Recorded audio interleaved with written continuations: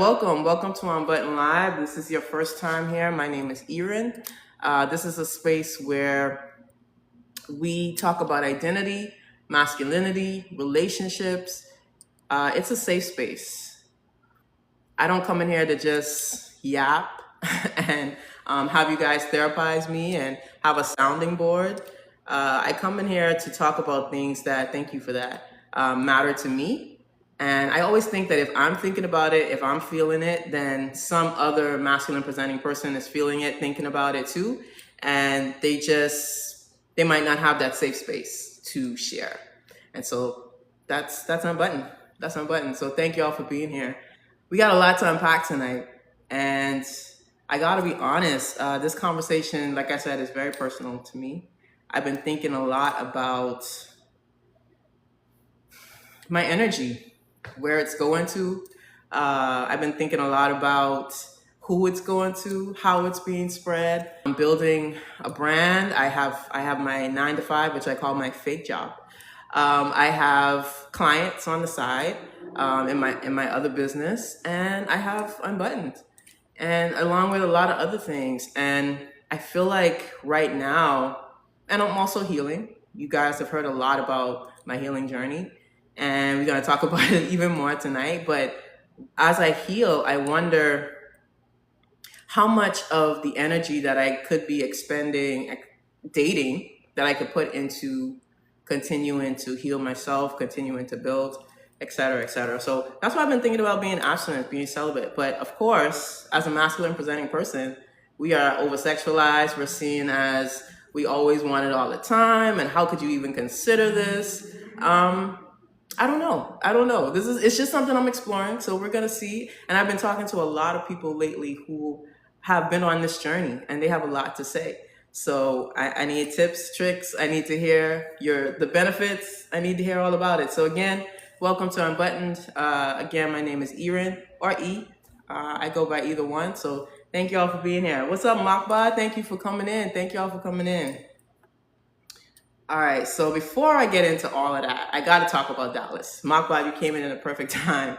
I got to talk about Dallas. So we didn't have a show last week because I was in Dallas for the Mass Gent Bosses weekend, their legacy brunch weekend. I believe it's their second annual one. And man, let me tell you something. Shout out to them. Shout out to the Mass Gent Bosses, because it was an epic weekend. It was fun. It was healing. It was incredible from start to finish. I had such a good time. I took a 3-day weekend and I made it 4. I made it 4. Came back. My boss got on me. But you know what? It was worth it, man. I had such a good time. I healed. I walked into a room. I got so emotional so many times because I walked into several rooms full of masculine presenting people, and there was so much love in the room. We were giddy with all the love in the room. There was one point in time where we were all gathered together singing "I Want It That Way" by the Backstreet Boys. Okay, where else can we do that? You know, that's not something that we could gather together and just have a good time. And you know, there's no judgment. There's nobody else mean mugging. We just loving on each other, and it was amazing. I feel like I made such real connections. Like I feel like I made some friends for life. Yeah, it was an incredible time, and we healed. We healed not just with amongst each other, but with our feminine counterparts. We got to spend a lot of time with them and heal with them. There was one moment in Coach D's, who was the leader of the Mass Gent Bosses. There was one moment in her keynote address where she said that we need to really reparent ourselves as masculine presenting people. Even if you had the best parents in the world, there was something that they did to let you down. There was something that they did that hurt you, that made you confused, that, you know, was responsible for how you show up in the world today. And so part of healing is reparenting that. That stuck with me. A lot of things that she said stuck with me. You know, there was one point in her address where she walked around the room and she was like, we don't touch each other enough. We don't hug each other enough, you know, beyond the dap, you know what I mean? We good for that. But what about, you know, femmes do it all the time. They're always touching on each other, and we kind of like keep our distance.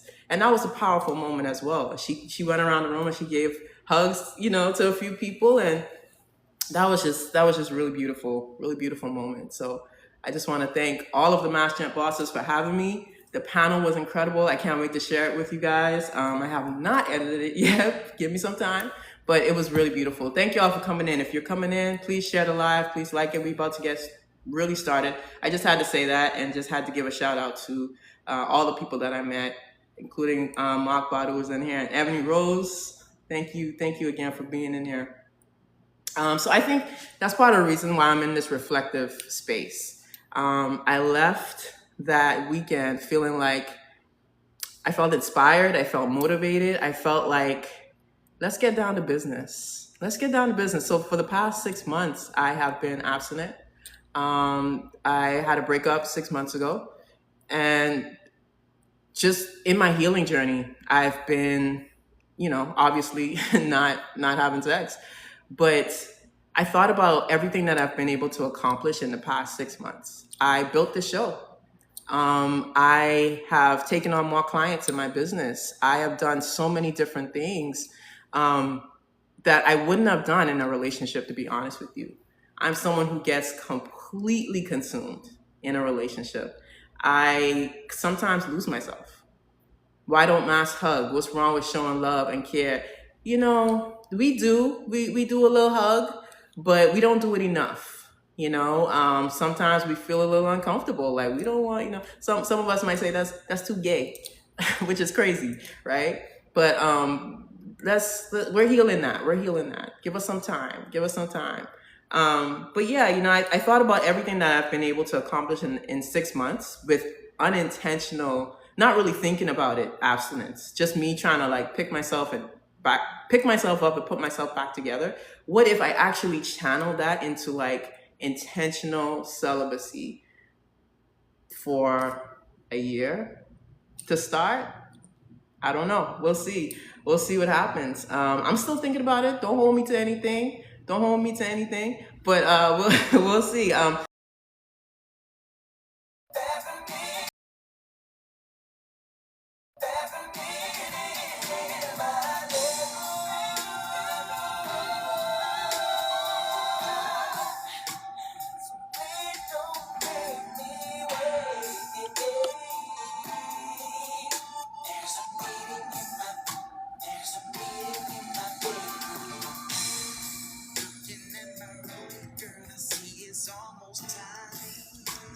Almost time. Hey y'all, welcome in if you're just coming in. My plan was to get here a little early so I could get set up, but I'm gonna be late every time. What's up? Welcome in. Let's see if my moderators meet me in here early like they were supposed to. Come on, people, be on time. What's up? Welcome in. We're gonna get started. We get started at 9-ish. I see a lot of when the show first starts, there's so many new people that come in, and then y'all just kind of dip. Don't leave us. Stay with us. This is a good topic tonight. We're gonna talk about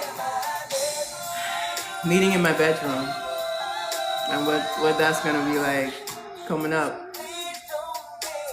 We're gonna have a prayer meeting in the bedroom, probably. That's the only kind of meeting. Hi, Anomaly. Thank you for coming in. All right, so what we need to do. You know I do. Perfect song, right? Make me a little sad. Make me a little emotional already. Because I'm thinking about... Anyway, we'll talk. All right, so I think I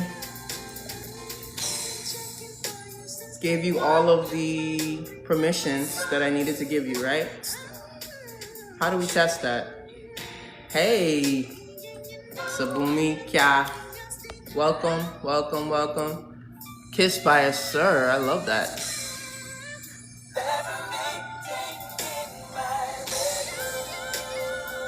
Okay. We still have a few minutes, so come on in. Make yourself comfortable. You have time to grab your wine. You have time to tag a friend. You have time to share the live out. Do all of that. This is Unbuttoned, by the way. I don't know what happened to my banner. But What's up, Jazz? Hi, Erica. All right, I see some people saying choice. Both. Both. Okay, yeah, I didn't think about both. Both. Okay. So, could you stay celibate? But those people who are saying that it's a response. No, sorry. Those people saying it's been a choice. Could you stay celibate if your dream person walked into the room? Because a lot of you, and I'm going to talk to y'all later because I have questions for y'all who are like, well, there's nobody around that I want to give it up to. There's nobody around that I want to be. I have questions for y'all. But let's say there was someone who walked in. They were tall, dark, and handsome, like me. Okay. And they walked in and they were like, everything that you wanted, they checked all your boxes. Could you still commit to your celibacy? Could you still commit to whatever promise it was that you made to yourself? My dream person would respect it and would be aligned. Okay. Yeah. Let me go back to the tall part. Man, let me tell y'all something. This is I'm taking a side road. I see what the films be talking about there are very little tall studs. So when I went to Dallas, man, I felt like a giant. Shout out to all my homies. Shout out to all my homies who were there this weekend. But man, I felt like such a giant. Every time I walked into the room, I was like, wow. Okay. But you know what? I'm 5'10". I should have said that. I'm 5'10". And I never thought I was that tall. Until I hung out with people this weekend, and I was like, wow. But you know what? There was a dungeon night. There was a dungeon night on Saturday, and shout out to Coach D, because some of the things that I saw Coach D doing, I was like, you know what? Maybe my height has been holding me back all this time. Okay, maybe my height, because I can't do none of that. I can't do none of that she was doing. None of it. So maybe, it's a blessing and a curse. It's a blessing and a curse, because the way she was moving. All right. Anyway, sorry, we're gonna get back on topic. My bad. Makba, you said you felt you 5'3" and you felt like a giant too. Yeah, I can see that. I didn't think 5'10" was super tall, because I guess maybe because of my family, my dad is 6'5", my brother is 6'6" or something like that. I thought I was pretty average, but I guess not. Okay, I'm 5'10". We gotta learn to move. I can do a little something. But let's get back to what we were talking about. I'm worried now that the little something that I can do, if I go on this celibacy journey, am I gonna forget? Like, is it like riding a bike? Am I gonna be able to like get back on the bike eventually and like still, or I gotta relearn all the moves? All right, so let me bring up my guest, one of my guests, my first guest of the night, Ebony Rose.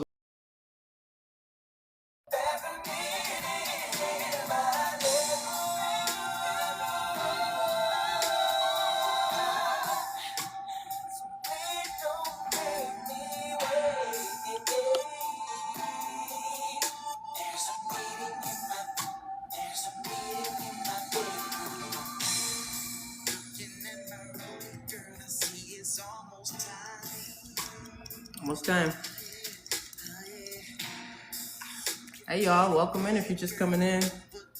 My plan was to get here a little early so I could get set up, but I'm gonna be late every time. What's up? Welcome in. Let's see if my moderators meet me in here early like they were supposed to. Come on, people, be on time. What's up? Welcome in. We're gonna get started. We get started at 9-ish. I see a lot of when the show first starts, there's so many new people that come in, and then y'all just kind of dip.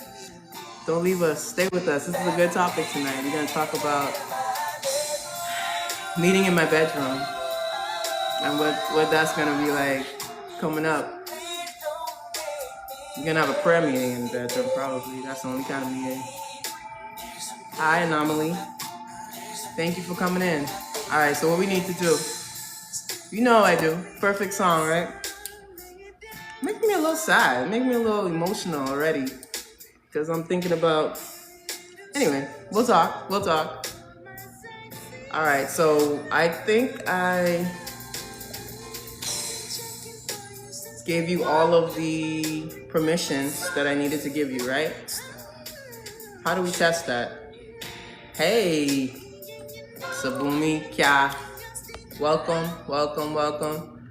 Kissed by a sir. I love that.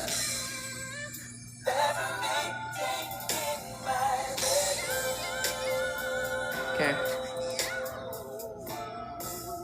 We still have a few minutes, so come on in, make yourself comfortable. You have time to grab your wine. You have time to tag a friend. You have time to share the live out. Do all of that. This is Unbuttoned, by the way. I don't know what happened to my banner, but what's up, Jazz? Hi, Erica.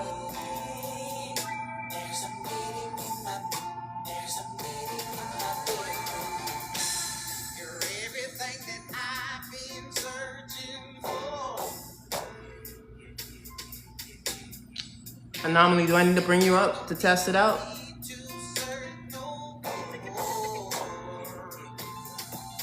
You can do the things. I see the layout options. Okay. All right, cool. Oh, okay. That was a test. Got you. Come on. Do what you got to do. You got all the reins. You see the topic. What do you think about the topic so far?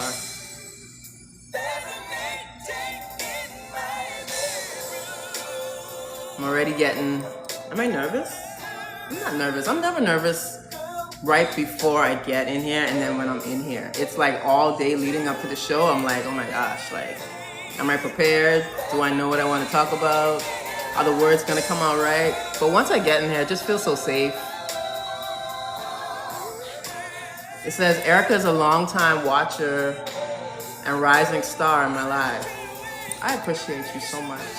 All right, I was celibate and found myself dating someone who came along for the ride and pretended to like you. Did you break your celibacy for this person?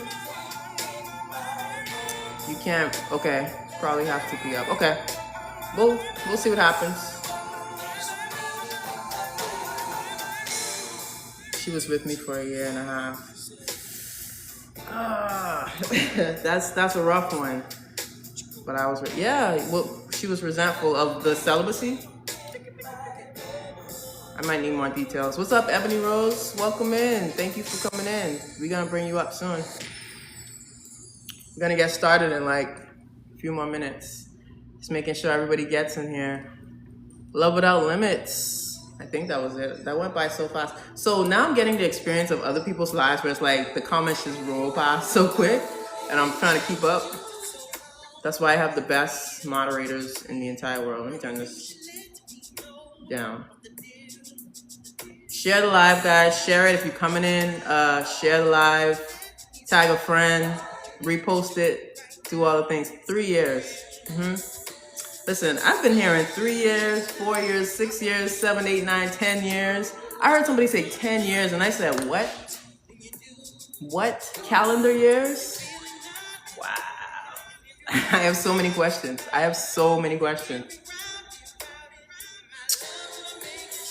And let's just hope, let me turn that off now. Let's just hope that I stay on the live. My mom was calling me a minute ago, and I ignored her call, so she might keep calling me. So fingers crossed that it doesn't interrupt us tonight. So that meant before her, so I don't know how she thought it would come before what God called me to do. Okay, so that's a great point. So a lot of people choose celibacy, abstinence as part of a religious thing. Yeah, I ignored her. I should have called her back. But Monday nights, we're dedicated. I have a job to do. I got a job to do. But yeah, there are so many reasons for abstinence, celibacy. We're going to talk about as many of them as we can tonight. What's up, Pisces Tish? How was the concert? Out of 10, how was that concert? Hey. Welcome in, welcome in. Share the live out. Repost it. Tell your friends. Let's talk. What's up, Queen of Tumblers? Come on in. Thank you for joining the live. Thank you for liking the live, guys. So you said the concert was good. She Pisces Tish went to the I want K1. I always have to think about it before I say her name. K1, right? Yeah, I'm celibate, but not intentionally. People haven't made it that far without.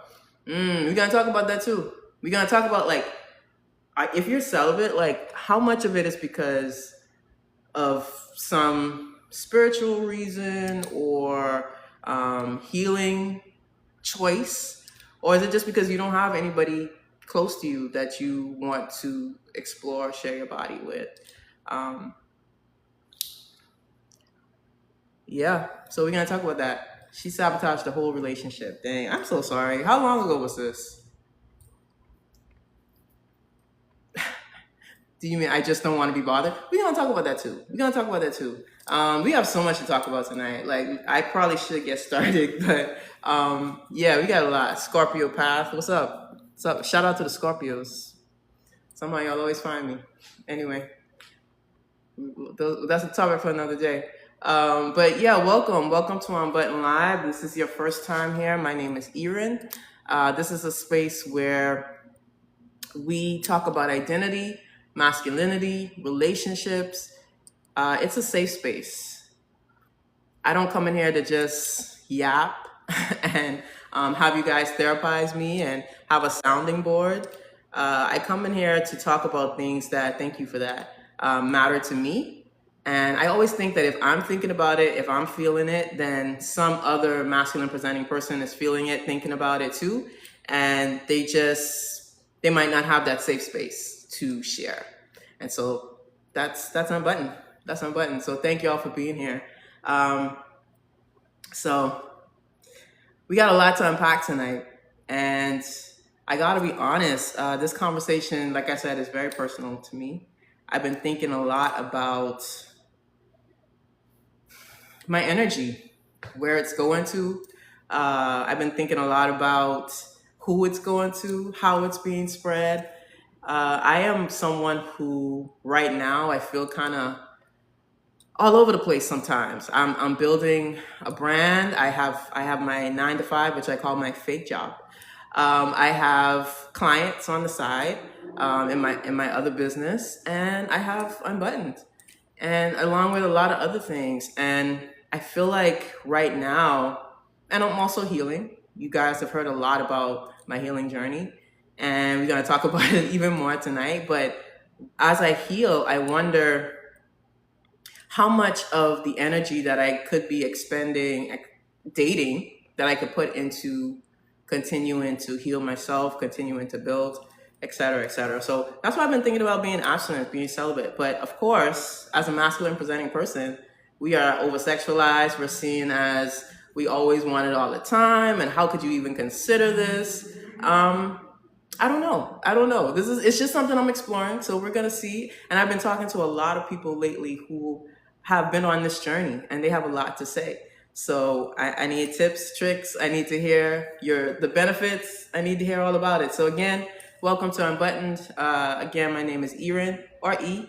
I go by either one. So thank you all for being here. What's up, Makba? Thank you for coming in. Thank you all for coming in.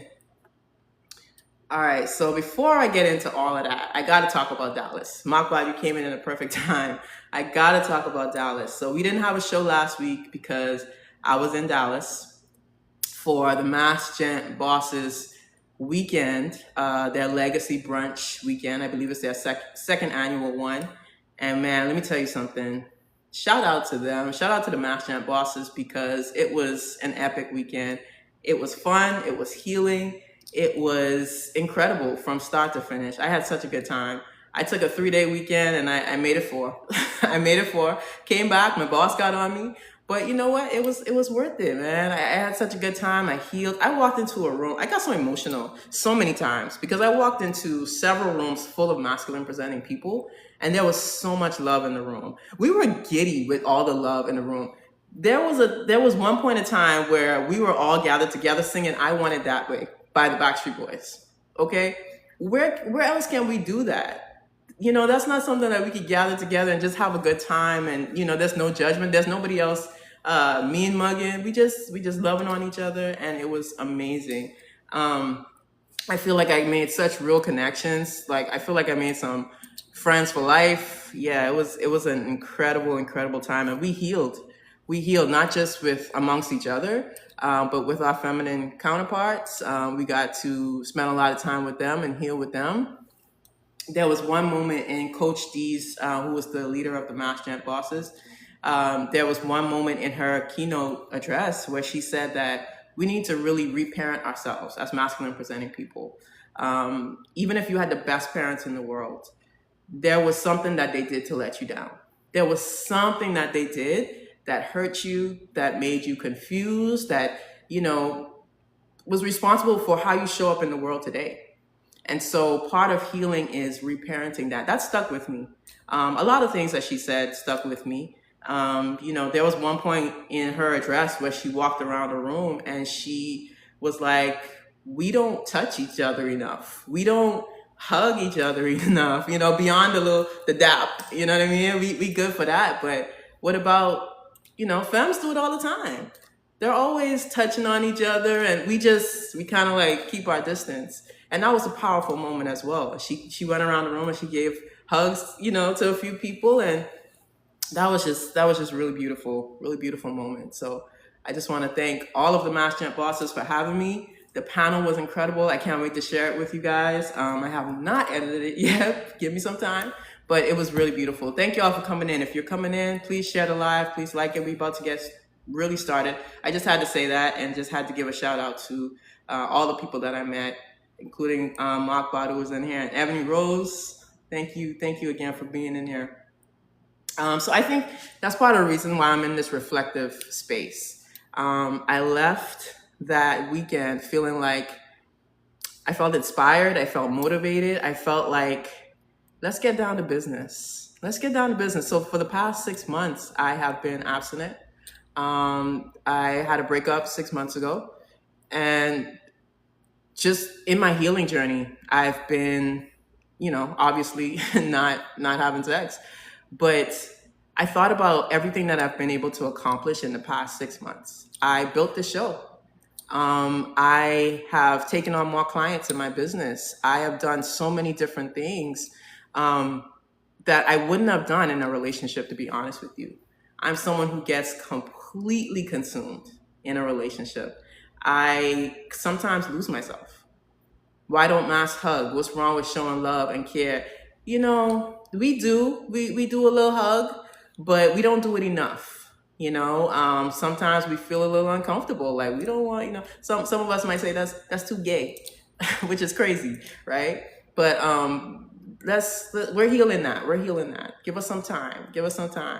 But yeah, I thought about everything that I've been able to accomplish in 6 months with unintentional, not really thinking about it, abstinence. Just me trying to like pick myself up and put myself back together. What if I actually channel that into like intentional celibacy for a year to start?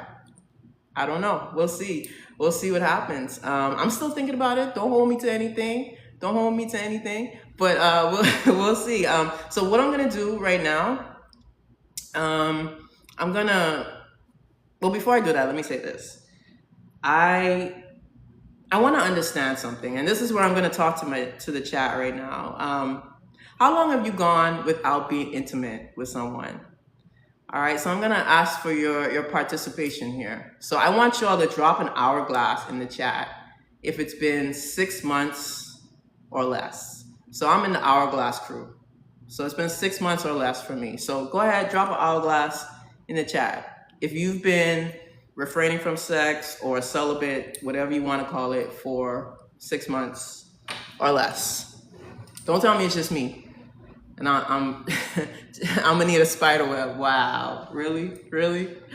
Okay, 6 months or less. Okay, that's it. Okay. All right. What about? I want you to drop a calendar if it's been 6 months to a year. 6 months to a year. So You pass the 6 month mark and you are on your way to a year. Any calendars? Man, y'all. Okay, all right, let's keep going. All right, I want y'all to drop. Okay, we got a couple calendars. Okay, I want y'all to drop. You know that the muscle. I don't have any. The muscle emoji, the one that goes like this. Drop that in the chat if it's been 1 to 3 years for you. 1 to 3 years of intentional celibacy or abstinence. All right. Okay. Ebony Rose, I see you. I see you. Okay. All right. We got a few of those. Okay. So 1 to 3 years is a pretty. Don't make me do the math, Aaron. You put 2019 in there. Come on. I can't do numbers, especially on a Monday night. Okay. All right. And then lastly, I don't know if anybody is going to drop this one. Put the yogi pose. You know that the one that's like, put that in the chat. If it's been 3+ years since you have been intimate with another person. I heard someone say they need to put a cobweb. Wow. Okay. Wow. So we got a lot of discussion tonight then. Y'all can teach me a lot. That's really interesting. All right. Okay, I have another question. I have a follow-up. So be honest with me. Is it a choice or a response? Has your abstinence or your celibacy been a choice, or has it been a response to there's not enough good people out here? So if it's been a choice, put a C. If it's a response, put an R in the chat. So you don't have to type all of that out. All right, I see some people saying choice. Both. Okay, yeah, I didn't think about both. Okay. So could you stay celibate? But those people who are saying that it's a response. No, sorry. Those people saying it's been a choice. Could you stay celibate if your dream person walked into the room? Because a lot of you, and I'm going to talk to y'all later because I have questions for y'all who are like, well, you know, there's nobody around that I want to give it up to. There's nobody around that I want to be. I have questions for y'all. But let's say there was someone who walked in. They were tall, dark, and handsome, like me.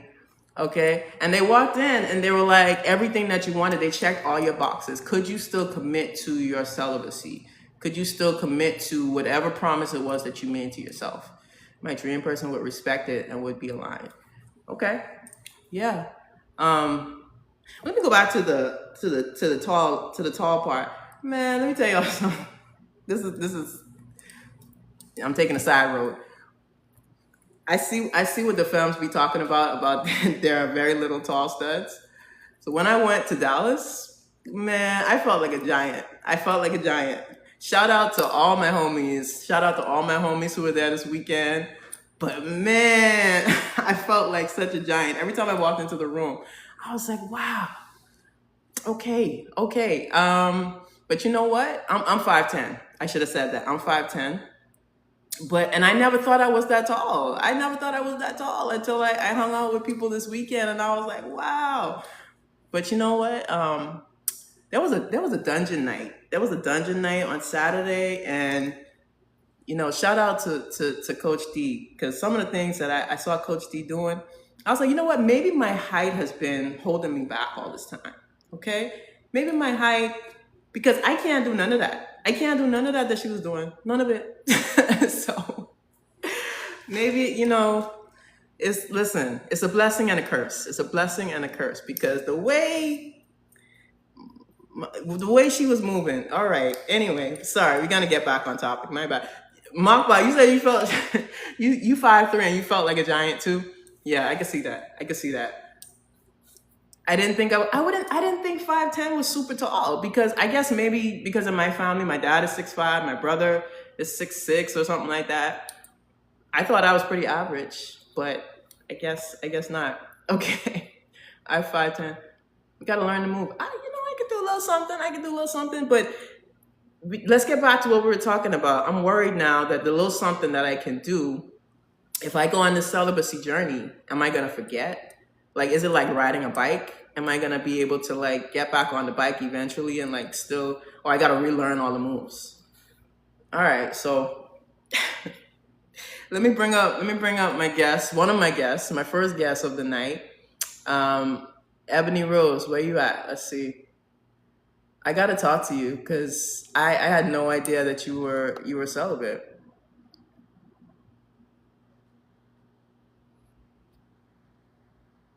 I'm finding you.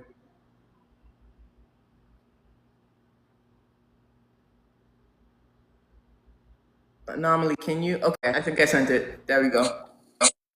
Hey, Hoo-dee-hoo. Let me get what on up? this thing with y'all. What up? What up? What's Thank you going for being on, here. lovely people? Hey, everything is good. How are you? I'm feeling great. It's a magnificent Monday. I think this is an amazing topic for us to discuss, especially as mass presenting. And as you said, like we're always over sexualized. Like you don't have the right to say no. What you mean, no? And so to Like, what's dive wrong with into you? it. Yeah, that's the thing. Women can feel like rejected by your choice, and it's like that's not even the dynamic that I'm trying to create. However, it's like what's wrong with me? Like you don't want me, you know what I'm saying? It's like, oh my goodness gracious, like I want me, you know what I'm saying? So it's kind of also That like part. a self-preservation, That what's part. going on, Mockbot and Queen of Tumblers? Well, let me ask you this. Before we get into that, I want you to introduce yourself to everybody who doesn't know you. But also, I want to ask you, how was last night? You had a performance last night. She's a poet, Man, y'all, a very talented poet. thank you, thank you. So, hi everyone. My name is Ebony Rose. I'm a woman who wears many hats. Actually, I'm an indie publisher, a poet, author, and a sobriety coach. And so, last night was awesome. I received a Queen of Poetry award. What? Come You know on, what I'm saying? congratulations. Thank you. From one of the, so we have like these different, poetry houses and things. And this particular organization called Poetry Lounge, they're the longest running poetry show in the city. They've been around almost 3 decades. And so to be seen for the things I do in our poetry community is just like, wow, because poetry is part of my purpose. And so it was great. It was fun. And I haven't been in that space in a long time. So it was kind of also like a family reunion. So it was amazing. And I had fun. I'm glad. I'm so glad to hear that. Congratulations. That's amazing. I really wanted to come. My mom monopolized all my time yesterday, but I'm glad that it went well for you. So yeah. So you're celibate? Yes, yes, yes. And it's interesting because it's also kind of in alignment with my sobriety.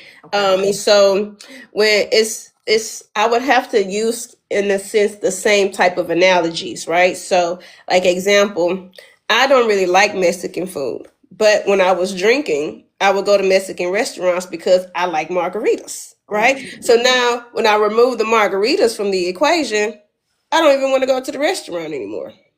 And the same thing is the same type of phenomenon happens when it's like we remove sex from the equation. Do I still even want to talk to this woman? Am I still interested? Like you're not, what else are you providing for me? And initially it's one of the things that kind of happened. And then I just stuck with it, right? It was I had a relationship ended March 2000. No, it didn't end then, but the last time I saw her was like March 2024. And so then we broke up and then, have to go through that whole process of, unraveling, seeing what happened, where did I go wrong, how can I be better, and just healing from the situation. And then it's like, okay, I'm kind of cool on that because as you were saying, Erin, it's like I started redirecting my energy and my focus to like all of my creations and the brands and things that I'm building to where it's like, oh, it's in a way kind of like an afterthought. Like, oh yeah. Oh yeah, dang. It's been like, before I knew it was 6 months. Oh, snap. Oh my God, it's been a year. Then here we are making 2 years like this month in March. So, Right. So, okay. So I was going to ask you what led to the celibacy. It sounds like a similar thing that has me, that I'm thinking about, right? It's been 6 months since my breakup, and I've just been like, okay, we'll see what happens. We'll see what happens. I haven't really met anyone that I'm like, okay, it's time for me to like get back out there. I'm still healing, right? And I'm like, I'm channeling all of this energy into other things. But what about after 6 months? I'm starting to think about what comes next. So you said that it just kept going for you. You just decided, I'm just going to continue to be celibate. Have you dated, or? yes.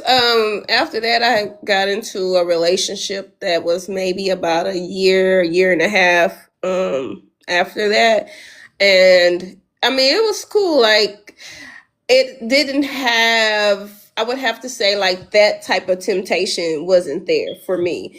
And So you were in a I relationship, but y'all weren't having sex? No, we wasn't. We Wow. weren't.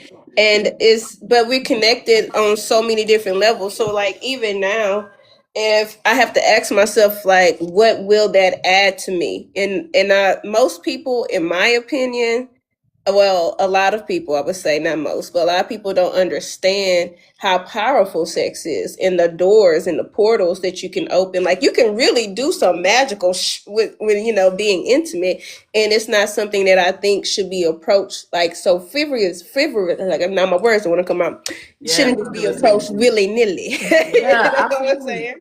Okay, so you put me on to something earlier this week that I've been thinking about and reading about, and tell me about it. You said it's called Kundalini. Kundalini, Self and yeah, and it's Kundalini. about. Explain that in your own words for me. Okay, in my own words, I would have to say it's taking like that sexual energy that you have that's in your solar plexus and redirecting it and like supercharging, like, say, your creations and things you want to work on. Also, you can channel it to just your spiritual growth, all around. And that's something that's worked a lot for me, because when I think about all the things I do in a day, I could not do that if I was expending or expounding so much energy, like being intimate with someone. And also, to me, being intimate isn't just about being physical, right? I would take emotional intimacy over physical intimacy at this time, because that means more to me and it's more fulfilling, versus like physical intimacy can be like draining. And now I need to go sleep for like 3 hours. You know what I'm saying? Right. But okay, I'm sorry. I'm still stuck on, you were in a relationship with this person, but y'all weren't having sex. Did y'all explain that to me? Because I think maybe that's part of an issue for me, because I couldn't imagine that. I couldn't imagine that. Like, I couldn't imagine making it past the first 3 or 4 dates and we haven't had sex yet. So walk me through that. How was that for you? Was that an issue? Was that something that was just easy with this person, that it was like, okay, we're gonna sit here, we're gonna like read books together, watch TV? It's not that type of party. Like, what was it like? Yeah. Well, yes, it was. It was easy. Um, because we had so many other ways that we connected and things that we had in common. And yes, books actually was one of those. Books and going on adventures and things of that nature. I would have to say, like, it really wasn't a factor for me. Celibate as well? Hmm? Was she celibate as well? Where she became celibate, yeah. Right. Okay. For the sake, at least for my knowledge, right? For the sake of the relationship. And we had so many things that we, talked about, like, as far as like even emotional intelligence and healing childhood wounds, and like really going down those like deep paths with each other, spiritually, emotionally, and mentally. And like physically, it wasn't even really a factor. And I do have to say this though, we were in a long distance That's what someone relationship. just asked. Okay. Yeah. Mm-hmm.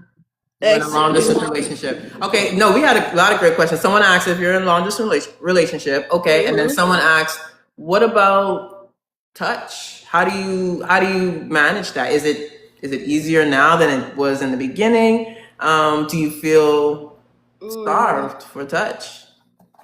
No, me personally, me, I'm not a big, like, when it comes to like the love languages, like physical touch is like at the bottom of mine. So like I'm more of like, I need you to mentally stimulate my mind before I even want you in my space, anyways. And so it's not even like, it's so crazy because I know it's different for each person, but for me, it's at this point, it's not even a factor. It's not even a thought for me. Um, unless I That's what see something that I really, really want. that's what I was gonna ask you because we live in Houston. Ebony Rose and I both live in Houston, Yeah. and there are some gorgeous women in Houston. I went to Dallas and I was like blown away as well. But there are some beautiful women everywhere. But in Houston, I mean, come on. So how do you deal with that?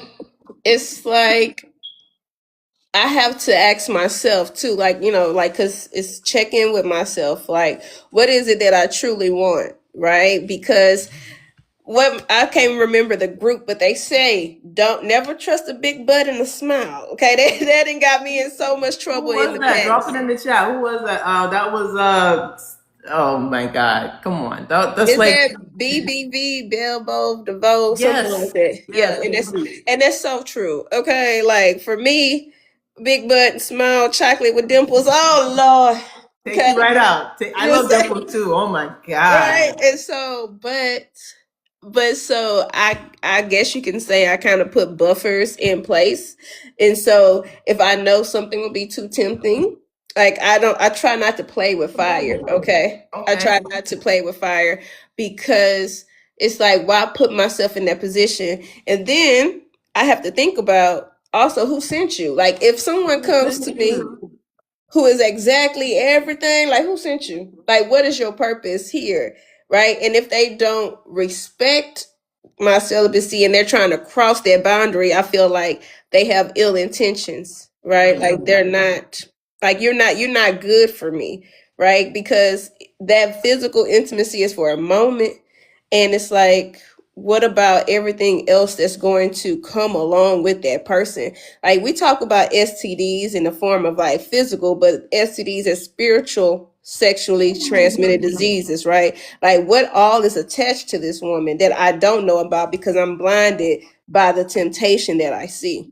So I try to look past those things, and like, because at first I used to be just real quick with it, like, as you say, 3-4 days, and she checking all these other boxes, but I haven't taken the true time to really get to know her, to really know if I want to be attached in that way, because Yes. soul ties are real, okay? And if I don't, you don't like, I had okay, when we were talking, actually, like when we were talking, like in a group, when we was, having our little powwow, and I told you about this woman that I was involved with, and she, the first, probably like first interaction with her, right after that, somebody kicked in my door. Okay, and was looking because they were still in a relationship, whatever drama and chaos that she had, Drama. Okay. but she was exactly what I liked, like physically. So I kept talking to her. I kept being engaging with her. I kept entertaining the situation. And it was just more chaos after more chaos after more chaos. Right. And it was like, it was at the end of the day, it was fun, but was it really worth it? No, it wasn't. I feel like I lost way more than I gained from that situation. And that's why now I have to survey things and survey my interactions with women. Like, what is this pouring into me? Because as you say, I'm a person who would get fully involved before I know it and be head over heels in something. And that's a distraction for me because I'm working on so many things, and so then that's why the question comes in, who sent you? Like, are you here to distract me? Are you here to assist me in building these things, right? Or are you here to take away? Or are you here to add? And both. if intimacy is there first, I would overlook so many things. Like all the red flags would look like a parade. Like I can overlook so many things if XYZ is great. Like, oh, okay, like it Oh yes. Come compensates. on. It will compensate for these particular lacks, or they Absolutely. won't feel as much of a big deal. But if I take that off the table, what is this person, this woman, really bringing to my life, right? And if I'm looking long term, because at first, and me being very intuitive, I could know, like, okay, this is not going to go anywhere, but it would be fun for the moment. But I don't want to waste my time and energy like that anymore. So, All right, so valid. Everything that you said was valid, but something that you said really scares me. mm, When we first started talking about you possibly being on the show to share about this, you said it then too. You mm-hmm. said it's been so long that you don't even think about it anymore. Is that a bad thing? It's a bad thing. It's a scary thing for me because I wonder about what happens if I turn that off. Mm-hmm. Am I gonna get too comfortable with it off? And I've heard you and other people say, those years they went by so quickly. I don't want years to go by without me missing that. I don't want to look up and it's been 4, 5, 6, 7, 8 years and I've missed that. Maybe I'm thinking about it in the wrong way, but something we said on the panel as well. I said, the panel was called Softening the Armor, and I talked about how the armor is there to protect us, but armor also keeps out good things, right? And so how much of can we get so lost in the I gotta protect myself? You hear people talk about it all the time. I gotta protect my peace. How will we get lost in that and just keep people at a distance and just get so used to doing that all the time? That's very valid. I believe that it's, to at least in my opinion, what I believe is like when I meet the person, like the spark would be there, like my interest would be there, like my body would have a reaction, but also like my mind and my soul would be present, right? Like my body won't override my logic. And I mean, I think it's like I think about it, but it's not like a constant thought, like how it can be. Jamie Foxx has this song called SEX, and he's like, I'm thinking about it all the time. I'm thinking about it at church. I'm thinking about it at work. I'm just like, it's all consuming my mind, right? And mental space, in which I could be now. I use that same creativity instead of creating all these scenes in my head or have reenacting flashbacks. I'm thinking about what's my next move in my business, what's my next thing here, like I'm redirecting their energy. But I do. You said riding and my mind just went on a trip. You You see said what the I'm word riding. saying? You So see what I'm you might be saying? making a good point. Absolutely. And then I would also have to say, when it's not there, I feel like I'm harder to manipulate. You know what I'm saying? Because there's different seduction types or archetypes, and for me, it's the siren that I just always fall for, right? But The siren. the Who's the siren. siren? Okay, are Tell you me your familiar? type, Ebony Rose. Tell me your type. Okay, so are you familiar with the Odyssey? Like, Absolutely. okay, so you recall when they were going through this part of the sea, and Odysseus, he was like, this is where the sirens, the mermaids are. If you hear the siren song, like it would drive you crazy. You would jump overboard, okay? And so he was like, y'all cover y'all ears, but and like tie me to the pole so I don't, because he wanted to hear it. And so like a siren just has this air about her, right? At least for me. And it just, it's her energy is like the siren song, and it just pulls you in, right? And so before you know it, be all wrapped up jumping overboard, forgetting all my responsibilities, forgetting all the things I need to do, putting things to the side, putting things on the back burner, and putting. Dedicating so much time, so much energy. I literally sometimes have forgotten who I was in relationships Mhm. because this woman is so fine. The sex is Mhm. so good.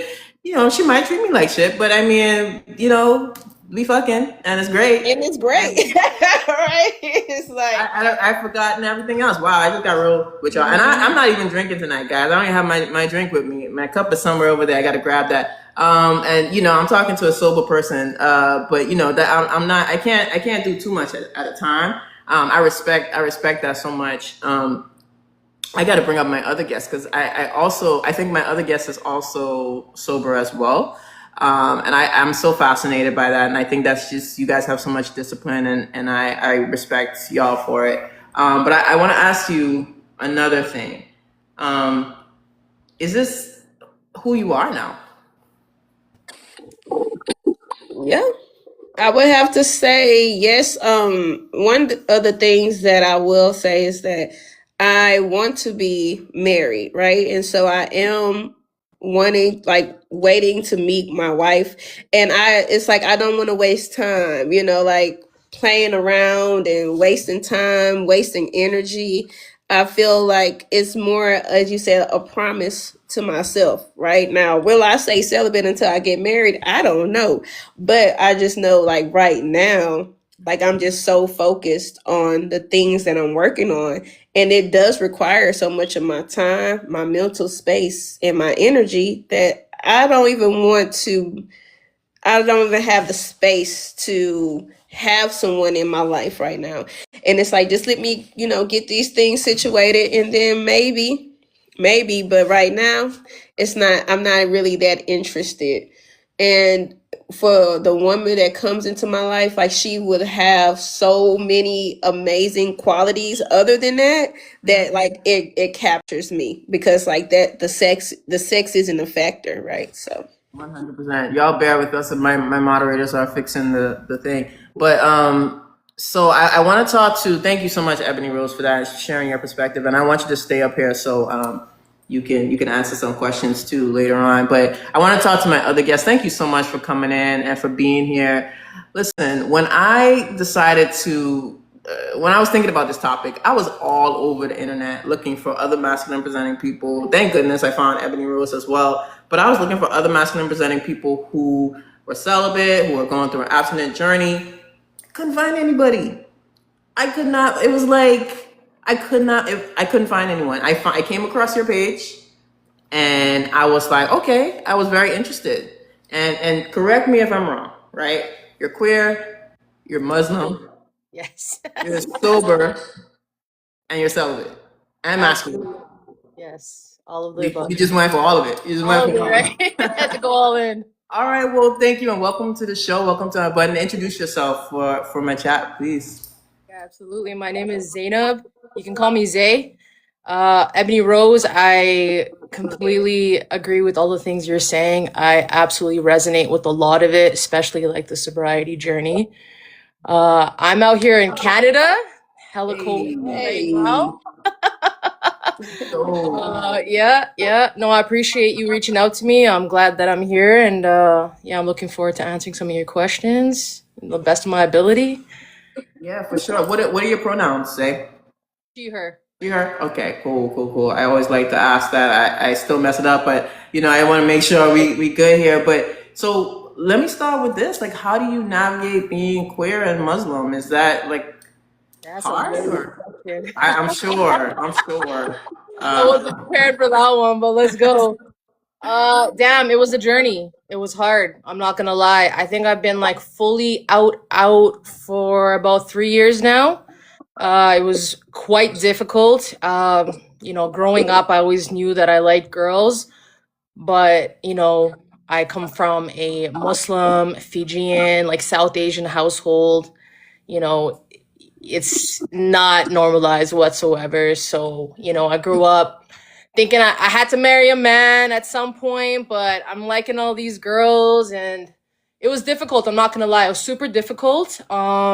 I was in therapy for it for a bit, and then I finally just got to that point in my life where I was really just done pretending, and I finally just decided that I'm coming out, fully out, and if you love me, you're gonna stay in my life. If you don't, then unfortunately, that's the end of our relationship. And That did include my mother too, which was really hard to say to her. But I said, Mom, like, I'm more than my sexuality. You know, I'm still your daughter. I still got a good heart. I'm still a good person. Like, don't look at me through the lens of just being a lesbian, you know? So I told her, you know, if you can't accept me and love me, like, I don't know. I think this is where our relationship's going to have to end because I can't have people in my life that are not going to accept me fully. Right. And that was the hardest one to deal with, but my mom's, she's amazing. She came around and you know, she's trying her best every day with me. At this point now, I'm talking to her about my, you know, when I had girlfriends, openly showing her who I'm dating.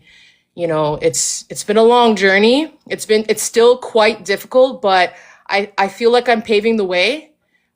Being out here, being queer, being Muslim, and you know, just openly expressing my faith without any boundaries. I'm not hiding myself, you know, like obviously you picked that up off of my profile, right? So yeah, I'm just setting, you know, paving the way for other queer Muslims to come out and hopefully, you know, they too can feel comfortable enough to be themselves because man, we're on a short journey here. Very And true.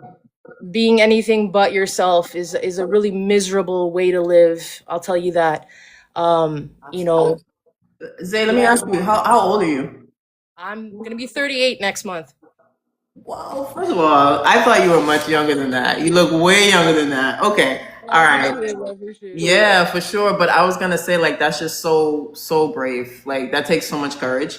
You know, you grew up Muslim. I grew up, you know, very Christian, and I still have a hard time with some of these conversations with my mother.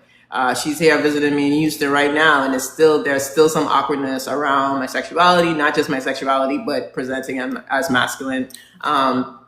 So, you know, shout out to you. But that's a lot of discipline all at once. The sobriety, the you know, being celibate. Tell me about your celibate journey and like how did you get there? How did you get there? Shit, man, I got my heart broken bad last year, and that's We just all how did it the same, started, bro. man. Like, that's just how it started. You know, I'm a lover and I love hard. You know, and Yeah. so when I love, it's like I'm all in and I give you everything. And so I fell in love quite hard last summer and it didn't end too well. And historically, you know, I'm 38, I'm gonna be 38 soon, so I've had quite some time to be out there. So historically, usually when I break up with somebody, it's kind of like, okay, you know, the saying, when you want to get over somebody, get under somebody else. That was the fattest lie we have ever been told. Because you ain't getting over nobody. You're just moving all your trauma onto somebody else, and you're masking it, right? Like you're not really feeling the feelings. And so I just decided after it ended with the person I was seeing last summer, I was like, man, like I gotta do things differently this time. Like I'm not in any way, shape, or form wanting to connect with somebody else right now. And it's a disservice to myself, disservice to whoever that person would be. And it was the first time in my life that I was just like, man, like, what does self love look like to me? You know, everybody talks about self love, but what is that? What is self love, right? And so to me, self love was like, all right, like, I'm not going to be hooking up with anybody anymore. Like, we are going to sit with these uncomfortable feelings and we're going to feel them, you know, and it was uncomfortable. All right. It's not an easy journey. I'll tell you that. It's so uncomfortable. But if you can sit with those emotions and just feel them, like for the first time in my life, I sat down on my couch. I was feeling sad and lonely. And I was just like, just feel it, Zainab. Just feel it. Just feel it. I'm fucking sad. Oh, sorry. I don't know if I can swear on here, but like, I'm sad, you know? Yeah. And I'm just gonna feel sad. So I did, and I can tell you, man, it has changed me significantly. Over that course. So you know, I connect with that so much because you know you hit the nail on the head. Like sit with that uncomfortability. That to me, that's how I know that I'm healing. Because in the past, I'd be like, okay, who can I text? If I'm not texting the old person, who can I find to talk to, hang out with, and they're gonna end up in my bed, right? And that was like you said, that was the way to get over someone else. I mean, or over the last person. And now I'm like, no, we're gonna take our time. Like you said, we're gonna heal. It's about self love. And so thank you for saying that. Like that was spot on for me, for sure. For Mhm. sure. And I agree with her as far as sitting with the emotions, like especially like, okay, I feel lonely or I'm bored. Like, as far as like, oh, I want to hang out with somebody. Why? Like instead of like, and then I started just, oh, I can go by myself and I can have a good time by myself and just sitting with myself and learning myself and what do I really like. And that it has been part of my healing and self-love journey, like just loving on myself, like all of that love I would pour into someone else, which I had to examine it. It was also like a need for validation to say, oh, that's good enough, to pour it into myself and tell myself, oh yeah, girl, you did that. You know what I'm saying? Like, because I love dates, okay? Like, I love planning great dates and kind of extravagant in a way. But instead, I started doing it for myself. And then, when instead of pouring like all this love into like these bottomless pits, I would have to say, I start pouring it into myself and seeing the fruit of that. Because when I love people, they become better. So if I love myself, Come man, on. Whew, come on. All right. That's a All right. fact. I'm feeling it in my chest. I'm feeling it in my chest. All right. Well, let me ask y'all this. Okay. As masculine presenting people, we are oversexualized, right? Have you ever gotten like a weird look from someone that you told that you were celibate? Like they were like, "What? You celibate? That's not." I mean, we hear about feminine women doing it all the time, but for us, like, is it strange to people? Do you get weird looks, or people are like, "That's weird"? Go ahead. man, yes, it's weird. It's kind of like joked about, and it depending on certain spaces, like it's not respected. It's like, man, what's wrong with you? You know what I'm saying? Like, are you scared? Like scared? What are you talking about? You know what I'm saying? So it's just it's not understood, and people make fun of what they don't understand, right? Because they're in their cycle of toxicity, and so they just don't understand like why you would want to say no to, you know intimacy. I keep it like that. Like, why would you say no to that? Like, if so and so, if old girl is throwing it at you, why you not catching it? You supposed to. The expectation is that you knock it out the park. Like, what are you doing? Like, now you letting the bros down. What are you doing? You making us all look bad. Yeah. Yeah. What about you, Zay? Yeah, I have to agree with that. To be honest, I feel like it's me also like learning the boundary that I set and enforcing it, right? For 20 years I've been doing something a certain way, right? We're out here, talking to shorties, doing our thing. Shorty comes talk to us, like you almost feel like you're disrespecting them in a way if you're not putting out or like giving them the attention that they want, right? And so for me, it's just been like it's been more of an internal battle for me, right? Because it's like I put the boundary out there, but am I enforcing it? I feel like I've bent it a little bit. I tried to. Christmas time came around. It was lonely season. And so I bent my boundary and I found out real quick, like this is not what I wanted for myself, right? So I honestly stay inside a lot these days though too, like with being sober and celibate, like I've just been inside, honestly. So I can't really say that I've had conversations where I'm telling people I'm celibate. I have like a presence online in regards to it, but I've had a couple of instances where girls have not taken it seriously, still been very sexual with me, kind of kept taking it there. And so it's for me, it's just having to learn how to set that boundary and enforce it. Like this is where I'm at right now in my journey, and I don't want to feel bad. Like why am I? That's the question to myself. Why am I feeling bad for letting this person down, Yeah. or thinking that I'm letting this person down? You Yeah, know? I got two things because Shola, you asked a question, so I wanna get back to your question. But you both are on sober journeys as well, which I think is great.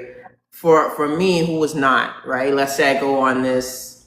My question is it easier, do you think, to be sober and to be celibate at the same time? Because for me, if I go on the celibacy journey, and I'm still drinking, I don't know if you saw me in the club on Friday night, Ebony Rose. I got a little tipsy, right? So I'm trying to figure out like, am I gonna stick to celibacy if I've had a few drinks? And like y'all said, So they're throwing it back. If they're throwing it back on me, am I going to be able to stick to the celibacy? The question is, do you find it easier to be celibate and sober? I can go ahead and speak. Yeah, absolutely. Absolutely. The moment I got sober, I was like, damn, what else does this girl have to offer? You know, besides her good looks and her body. Shit, I stopped talking to a lot of people after I got sober because damn, it changes everything. It changes everything. And I think that's why it's also become so much easier for me because like when you're drinking, you're smoking weed, you're out here, you don't have any inhibitions, right? So you're taking shorty home and you don't give a shit what she likes or doesn't like or where her spirituality is at or even if she takes care of herself, like her spiritual hygiene, right? You're just mixing up all in it. And so once I got sober, I just realized like, damn, I couldn't even talk to half of these girls. I couldn't, and I realized that I couldn't even get turned on unless there was like a mental stimulation. And that's something that I learned about myself. I was like, damn, like I need to be mentally stimulated. Like we need to talk about some deep stuff.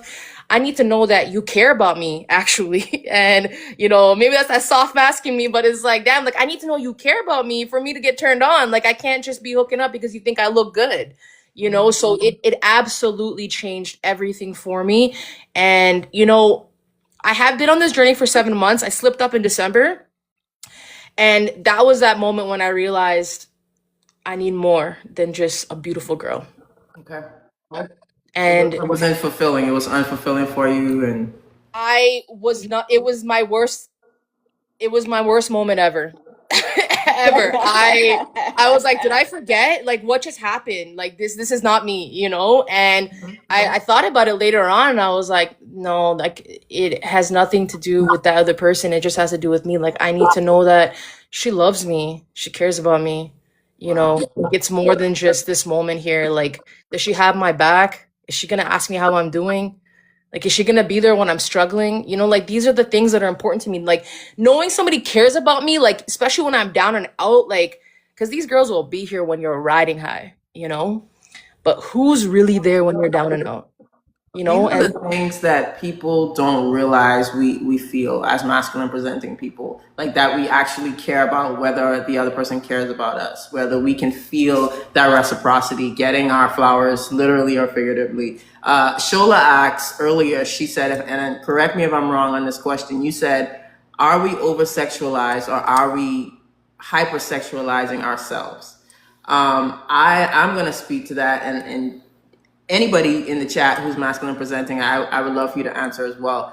I definitely think that we're over sexualized. We are seen as the aggressor all the time. We have to want it. We have to make the first move. We are the dominant ones. If we don't make the first move, it's like, oh, what's wrong? What's wrong there? I definitely think we are over sexualized. Maybe we hypersexualize ourselves as well, but for sure, we are seen as wanting it all the time, like it's always on our minds, whether that's true or not. Y'all agree or disagree with that? I agree. I feel like it's both. Because people put us in a box and they have expectations just based off of how we present, not without taking the time to get to know us. And so it's like, again, like if a woman show a little skin, she's going to expect you to look, comment on it, and maybe even try to feel it a little bit. Like it's expectations Right. that are around it. And then I think we can hypersexualize ourselves because we take that expectation and we embody it, right? Like I have to show up this way or I'm not really a mask, or like, you know what I'm saying? Like she think I don't want her. So I think it's both that we do it, they do it to us, and then we take it and we embody it and we like, okay, this is how I'm expected to show up. And that's how I'm supposed to be. Right. Like Taylor Ray said, it's rooted in misogyny, 100%, 1,000%. Um, yeah, I've definitely felt pressure to perform. That I always, wanted all the time as well. And that's not always a lie, but you know what I'm saying. It's not always the truth either. Okay. All right. Another question, and we talked about this a little bit with Ebony Rose. So when you see attractive people, do you feel the pressure? Do you feel like, oh my goodness, like did I make a mistake? Do I need when? How do you know when it's time to get back to being sexual again or having sex again? Yeah, absolutely. So for me, it's a little bit different. I'm not looking at doing this long term or like even have a partner and then like not have sex. Everybody has different ways of how they want, to be celibate, and mine is more connection based and more based on like mental intimacy, right? Like I want to know that I can connect with the person that I'm meeting on a spiritual level. Cause like number one, sex is spiritual. I know we brought that up. I know Ebony was talking about it. That's like the biggest thing, right? Like I don't want to be laying up with somebody and then taking on their sadness and their darkness. Like if they haven't spiritually taken care of themselves, like that's just kind of where I have to navigate to see, right? Like ideally for me, my celibacy journey looks like this. Like I'm just out here keeping to myself, protecting my energy until I meet somebody that I want to share that with. And it doesn't mean that I'm going to go on a couple of dates and then we're going to hook up. No, like we're going to get to know each other. And someone mentioned something about like long distance, and I think I think on a subconscious level I've been attracting long distance connections because the last two have been super long distance. So I had no choice but to wait, right? But that gave me an opportunity to learn about them and like really see like if we had a connection beyond the physical. Right. And we did, which was beautiful, right? Whether it worked out or not. And so for me, my journey looks like just like that. Like there's a lot of beautiful people in the city as well that I see, right? I went on over the weekend, I hadn't been outside in a long time, maybe 4 or 5 months. I hadn't been outside. I was like, let me go out this weekend, man, just socialize for my soul. I'm out. There's some good looking girls, they're looking at me, I'm looking at them. But I realized like, I didn't want to go and talk. I didn't want to go and approach. I didn't want to take it to the next step. I just didn't want to also pick up anybody at a club either. So I'm noticing that's changing for me, where it's like before, if I saw someone good looking and they're looking and giving eyes at me, I would at least go say what up, maybe, exchange Instagram handles, whatever the case is. But I don't have that in me anymore, and I'm having this like belief in in the way that I'm thinking is that like whatever's meant to me won't miss me. And so if that girl that I seen in Kochek this weekend is meant for me, I'm a cross paths with her again. So for me, yeah, that's just, I hope that answered the question. Like for me, like celibacy is more so like it is a protection, it is a boundary that I've enforced for myself until I meet somebody worthy enough of having that connection with on that level. And also from my, mishap over the Christmas break, it made me realize like even if I wanted to just do it, I can't. Yeah. It's not it anymore. Yeah. Okay. So let me ask you guys both a question. Are there levels to the celibacy, right? So for me, I think if I chose this path, I would be practicing probably the Kundalini method of like, I'm just redirecting all the energy. So that means I'm not dating, I'm not talking to anybody, but are you both like dating, talking to people? If you are dating, does that mean kissing? Does that mean you get to a certain level, with the person physically, but then you cut it off before it gets too far? Talk to me about that. Well, I'm not dating currently, but as I told you, I was in a relationship that we were celibate. And I mean, yeah, we'll make out, but we know that what the lines are, right? Like this, the same thing I was saying about playing with fire. Like you gotta know, I know myself, okay, and I know when too much is too much. What's that And safe word?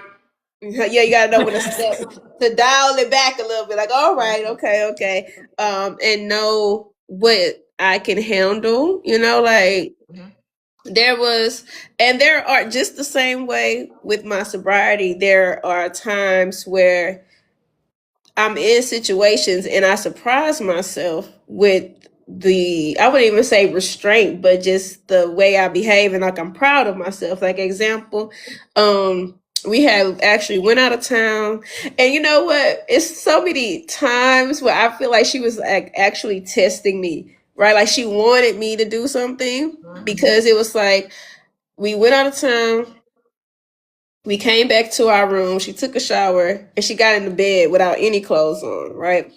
And I was like, oh, okay. And I was still up. She went to sleep, right? And so, well, she went to sleep.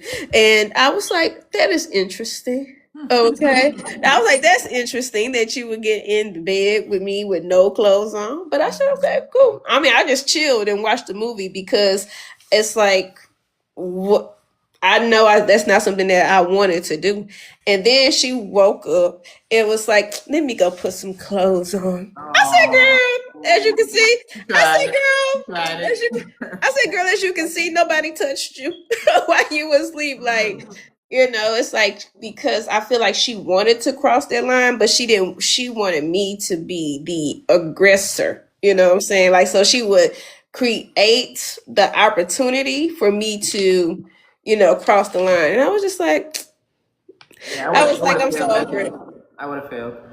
Nah, I was like, because I I think feel we like you gotta say it with your chest. Like, no, no, no, we're not just, oh, oops, something happened. No, like you need to make a conscious decision, use your words like an adult, and say, hey, I want to talk to you about this situation, and I feel like I'm ready to go to the next step. Are you? Like, because that to me was childish, and it low key pissed me off. Okay, so it's like, because you playing in my face, and I don't like that.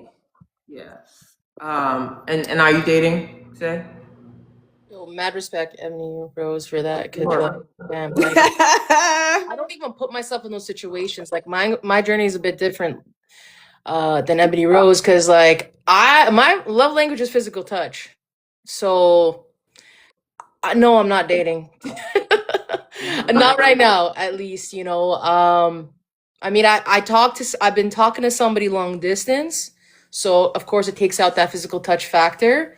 And like I mentioned, the last two have been like just long distance chats, but I have also just made a conscious decision to myself that as of right now, like, we're not dating, because I'm a lover girl at the end of the day, right? And I know how quickly I can fall and how much love I do have to give. And so my journey with celibacy is also a journey of self-love. So it's like I'm trying to teach myself, how do I put that love back into myself? Because I be out here giving this love out to the wrong people, and I'm pouring into them. But it's like, how can I pour that into myself? Because there's something there that I'm trying to connect with, because I also just feel like I have been attracting the wrong people, and I'm all about, like, I believe in like frequencies and energies, and what we lack in ourselves, we pull in others and we bring them to us. They mirror us, they show us where we need to heal. And so I'm just at a point in my journey where I'm not dating. But that doesn't mean that I'm not open, if there is a connection, to talking to somebody. And I haven't crossed that bridge yet. But can I be in a hotel room in a bed with Shorty naked next to me? I'm a fail. I might fail, actually. I can't say that I'm going to. I don't know, because I haven't been to that place, right? And so I'd rather just not be there. I'd rather not Yeah, be. I'm a fail. I'm a fail every time. But to the person that you were in a relationship with, and she tried it with you. She got into the bed naked. How do you think she would have felt if you had broken your celibacy that night for her, because of what she did, right? So before you answer that, so I went on a date with someone recently who is celibate, right? And to me, that, like, I would say that I handle that with kid gloves, right? Because I would, like, you're not gonna break anything from me. Like, I'm, you know what I'm saying? Like, I'm going to be very respectful of that, because that is such a dedication to yourself. I don't care if you've been doing it for a month, 2 months, 3 years. I would feel like hell if you broke that because of something that I did recklessly. I don't know how she would have felt. I feel like just based off the situation, again, she would have blamed it on me. She would have had some, I don't know, she wouldn't have taken any accountability. I tell you that. She was Because naked.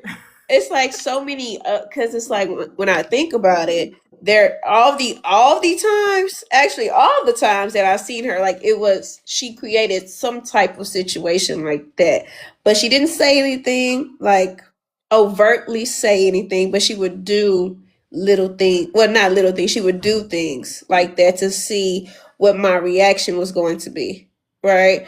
And so I feel like she wouldn't have taken accountability. She would have had some reason. Well, I just fell asleep before I could put any clothes on. I don't know. Who knows what the lady would have said? She had an excuse for everything. Okay. However, I know how I would have felt, that I let someone else like trip me up, and because ultimately it's my decision, what I do. And no matter what someone else does, like any type of external force, like they still are not quote unquote to blame, in a way. But she was wrong for that. She knows she was wrong for that. But ultimately I'm in control of myself. I can't control what other people do, but I can only control what I do and how I respond to things. So Yeah. So for the both of you, for someone like me who's just who may be exploring it, what should I be prepared for that I might not even be thinking about? The urges, right? We're still human at the end of the day, and that's something that I'm still navigating. 20 years of being in the dating life, you have patterns, right? When you're getting lonely, like what do you do? You jump on either a dating site, or you text old girl, or I'm navigating. I'm getting better now, but I'm watching myself, if that makes sense. Like I'm seeing my thought, okay, I feel kind of sad and lonely right now. Okay, I texted this girl, but then I'm looking at myself like, why did I just text that girl, right? And so I'm still in that part of it, right, where I'm just like, I'm talking a lot of shit, but nothing's gonna happen, Hmm. you know. And now I'm backpedaling. Oh, like let's exit this chat, but I'm still doing it, right? So it's like kind of catching yourself before you get to that point where you're falling back into old habits, right? And you know, I don't drink, so it's easier for me, but I can't say that I've ever practiced celibacy while I was drinking. I think that's where it's going to probably be the most difficult, I would assume, because you're out and about, you're drinking. If a girl's, wants to talk to you, at that point, it's really having an exit strategy, right? Or expressing to the girl, hey, like this is where it's at. We can chat, but I'm letting you know, like right now, like I'm celibate, and that will really just be a testament to her respect to your boundaries, right? But one thing I will tell you right now, these girls, at least the ones that I've been connecting with, man, they take the boundary as a joke, they don't take it seriously. They will still try. Man. And so that's where that kind of like discipline comes in. But don't be so hard on yourself if you falter, right? Like it takes practice, it takes time, to just like learning anything new, it takes time to do these things. And so if you do slip up, just get back up and try again. So that's what I gotta say on that. Keep that in mind. All right. Well, at this point, this is I do this every show. I bring up all the femmes who are frequent in this chat. So I want to bring some of y'all up because I got questions for y'all. I got questions for y'all. Some of y'all who talking about y'all been celibate for 8, 9, 10 years. Come on, talk to me about it. Let's go. Where y'all at? And I want to tell you, be prepared to find some new hobbies, some new ways to spend your time. Like discover new things. Like be open to discover new things that you like. I Hi, you don't know. guys. Hi, welcome in. Thank you. Is it Kissa Joe? Yeah, it's Kissa. Welcome to the show. It's your first time in Unbuttoned? It is. Thank you for being here. I appreciate you. Are you on a celibacy journey? Well, I'm abstinent. Abstinent. Yes. It's kind of easy for me because I'm demisexual. Okay. So it's like it's not like I have a certain amount of time that I want to stay abstinent. I just want the next person I sleep with to be my person. And I have a really, really strict rules of even letting people close to me. So it's not even like something I could really slip up on. And I don't drink either. But even when I did like drink a lot, um, the type of person I am, like I need safety, passion, connection. I need so many things to even be turned on in that way. And I've even been in situations where my body will react, and I don't care if I'm leaking to my ankles. If I'm not ready, I'm not ready. So it doesn't feel too difficult for me. Yeah. So I'm hearing that that's the secret sauce. Being sober and this celibacy journey go hand in hand. Hmm. Wow. So I haven't gone all the way since like 2020, and I just stopped drinking in November. So I don't, for me, alcohol, Okay. I'm not the type of drinker where alcohol makes me behave in ways I don't want to. Okay. So I don't think that I needed that to stay abstinent. Gotcha. Gotcha. Well, I think this is a good place because I wanted to start the show with this, but defining the difference between abstinence and celibacy.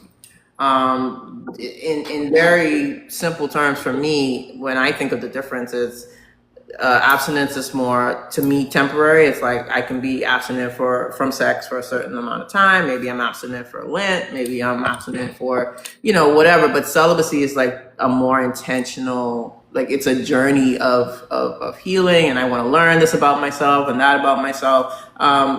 Is there anything I'm missing with that with those definitions? I mean, that was For very. I consider it the same. Like just one is more long term and deliberate, but also from what I've learned about celibacy, it's like abstaining completely.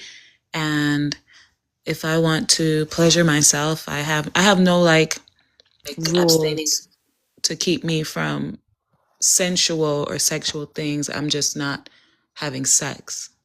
Okay. If that makes sense. Right, it does make sense. And when you're dating, or are you still dating? Barely, because again, like things are very strict over here. So I date, but I barely make it past the first date. It's like quickly, I'm like, oh, that's not my person.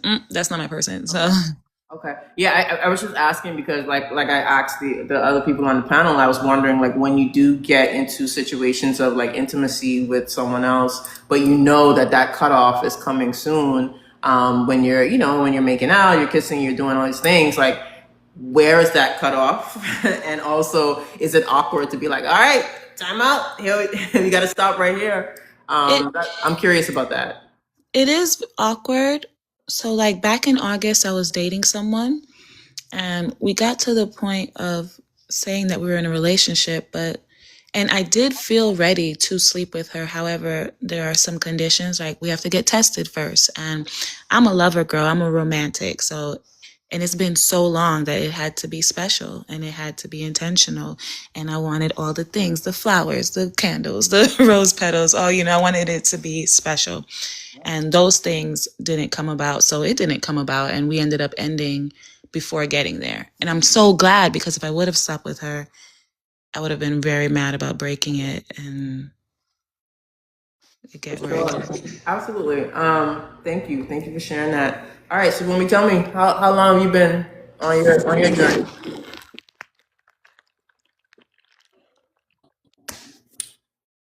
Hello? Oh, she's muted. How is she muted? Hiya, good evening, Oh, everyone. did you mute Hi. yourself? Hi. I'm unmuted now, I think. Yes, yes. Yeah, can you hear me? I can hear you. You're Hi. good. Can you hear me? I can hear you. Okay. Your question is how long have I been doing what?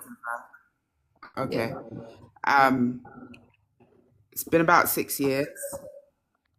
6 years. Okay, hang on a minute. I'm going to switch connections and I'll come back Okay. because I'm hearing echoes. Okay.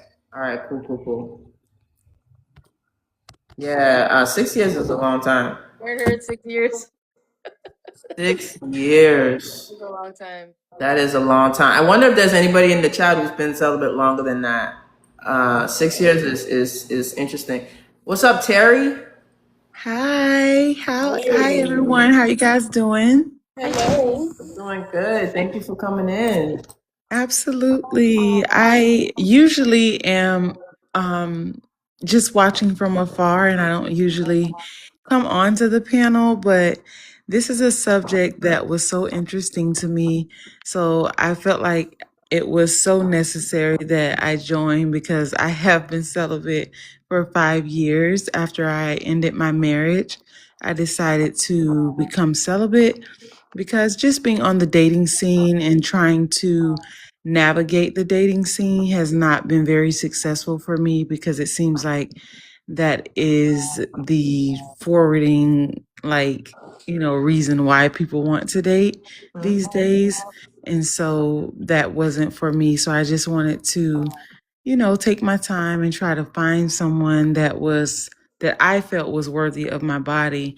Now that it started out that way, but then it led to, me trying to talk to different people, date different people, go out, meet different people. And I was like, these people are just being very sexually forward. They're not really looking for connection. They're not really looking to get to know someone beyond the sheets. And that's something that is important to me. So that's what led to me being celibate for 5 years now. And I refuse to break my celibacy unless I encounter someone that I feel is worthy of me sharing my body with. And, sometimes I'm like, oh my God, I don't know if I ever meet someone that I feel comfortable with. But then there's times when I feel like, you know what, when it's time, when it's the moment, when it's the right person, the right setting, the right situation, the right understanding, that it will be the moment where it happens when it's supposed to happen, not when I necessarily want it to happen.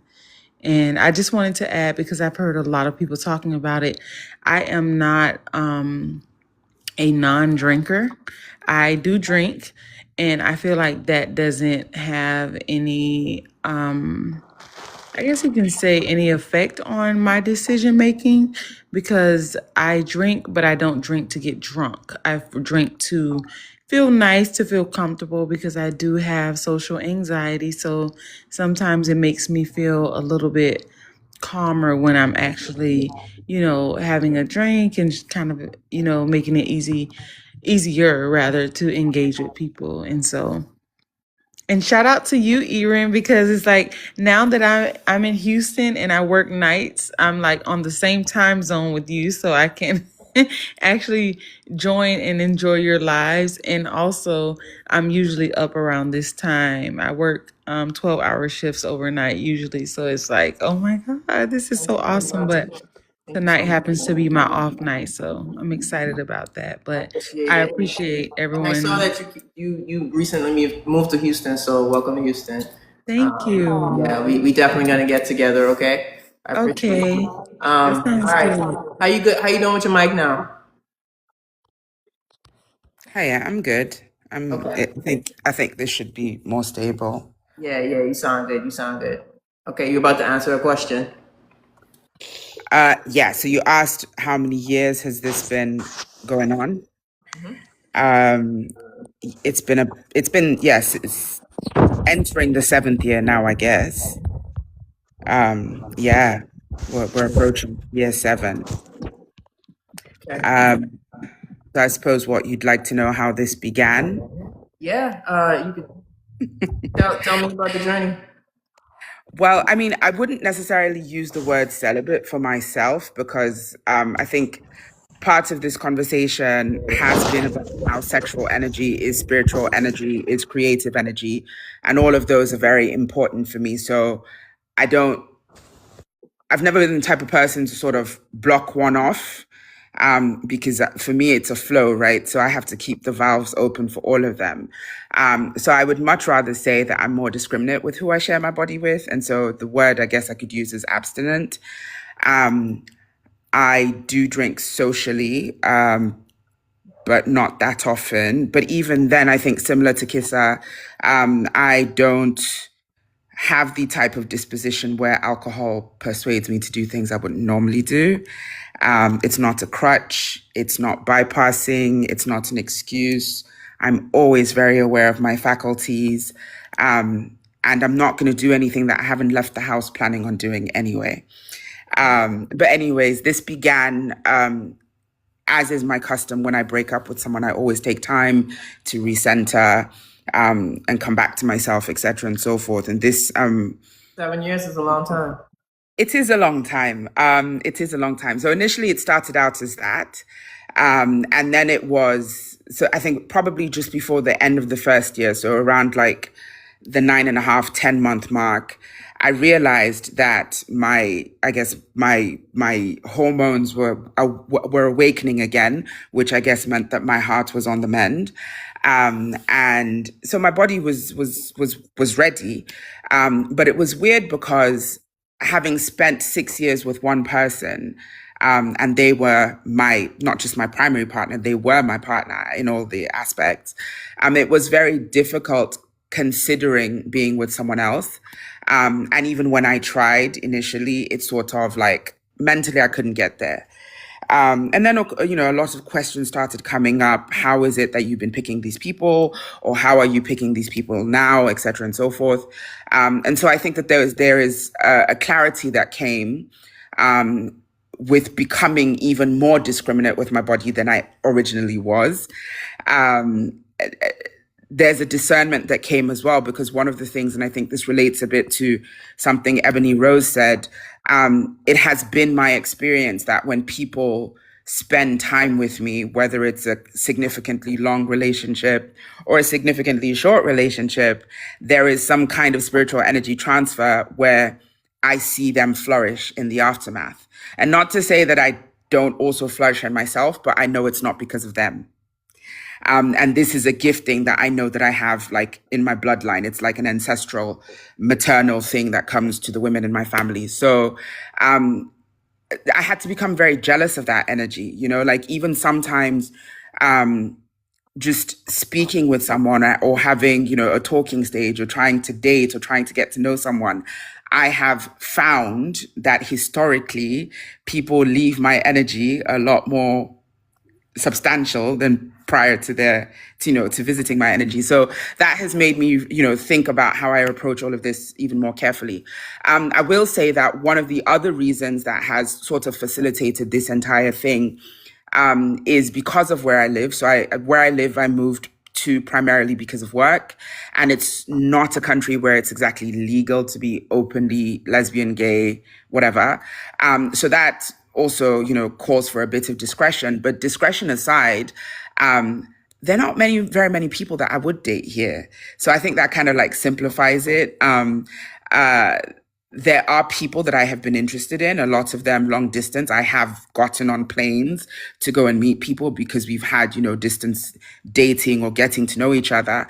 And upon arrival, they've been, gravely disappointing. And so that next step just hasn't happened. So it's been interesting. I mean, I think also for me, one of the things I said at the beginning of this is that for me, it's a flow. It's all connected.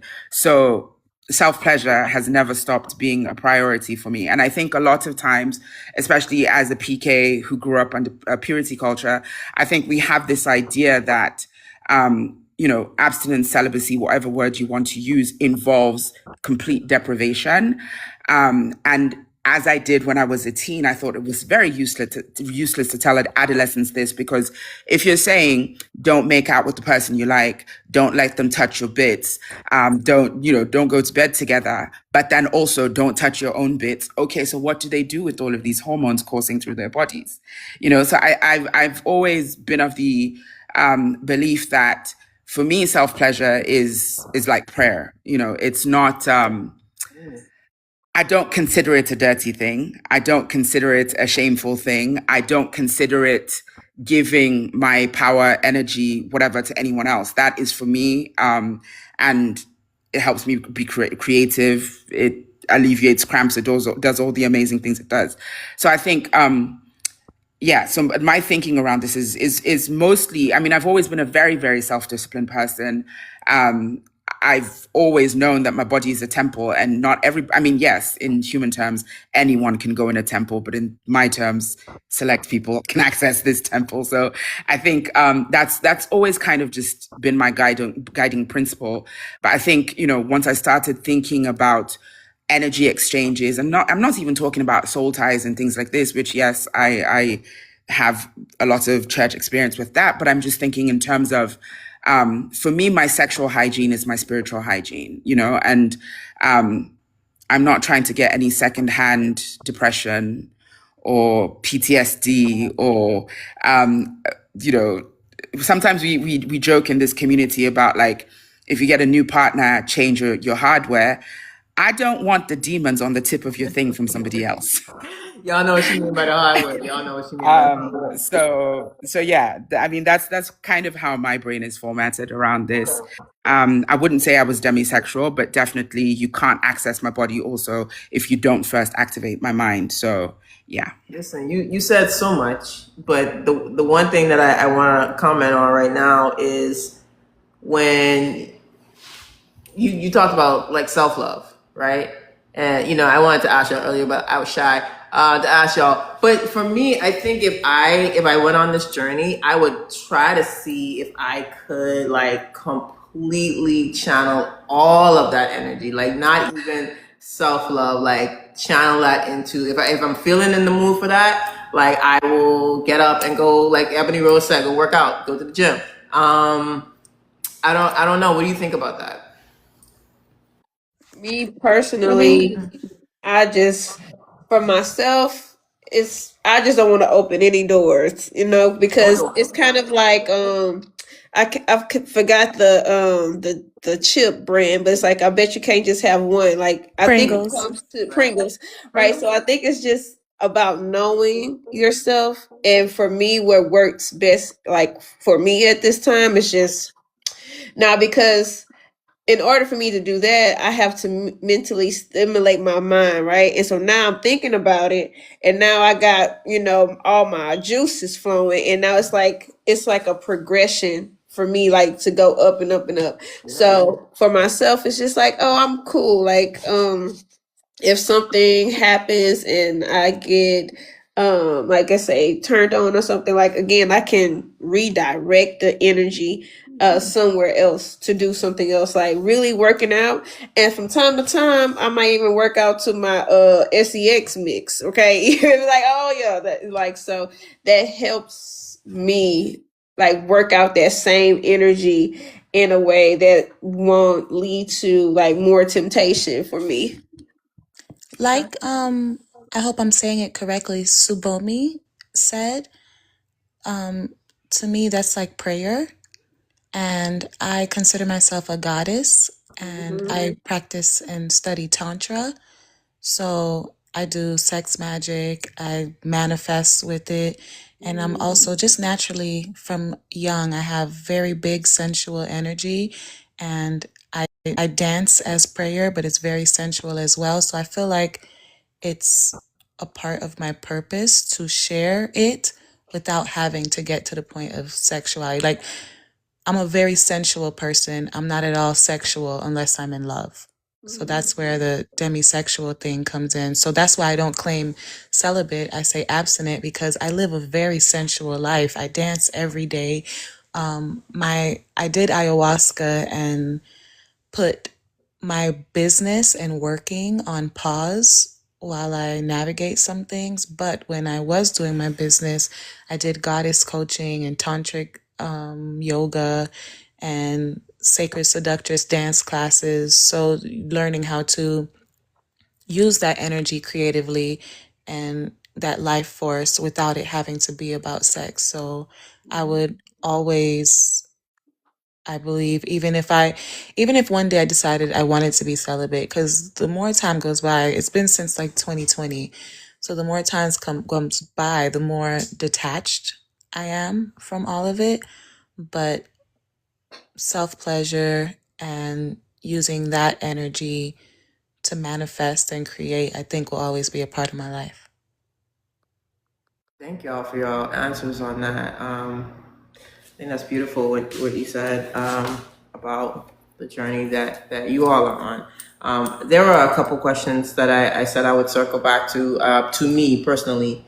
And please, if you guys have questions for anybody on the panel, please shoot them in the chat. But I saw those ones to me, so let me go ahead and answer those, get those out of the way. So someone asked me if I was single and if I was over my ex.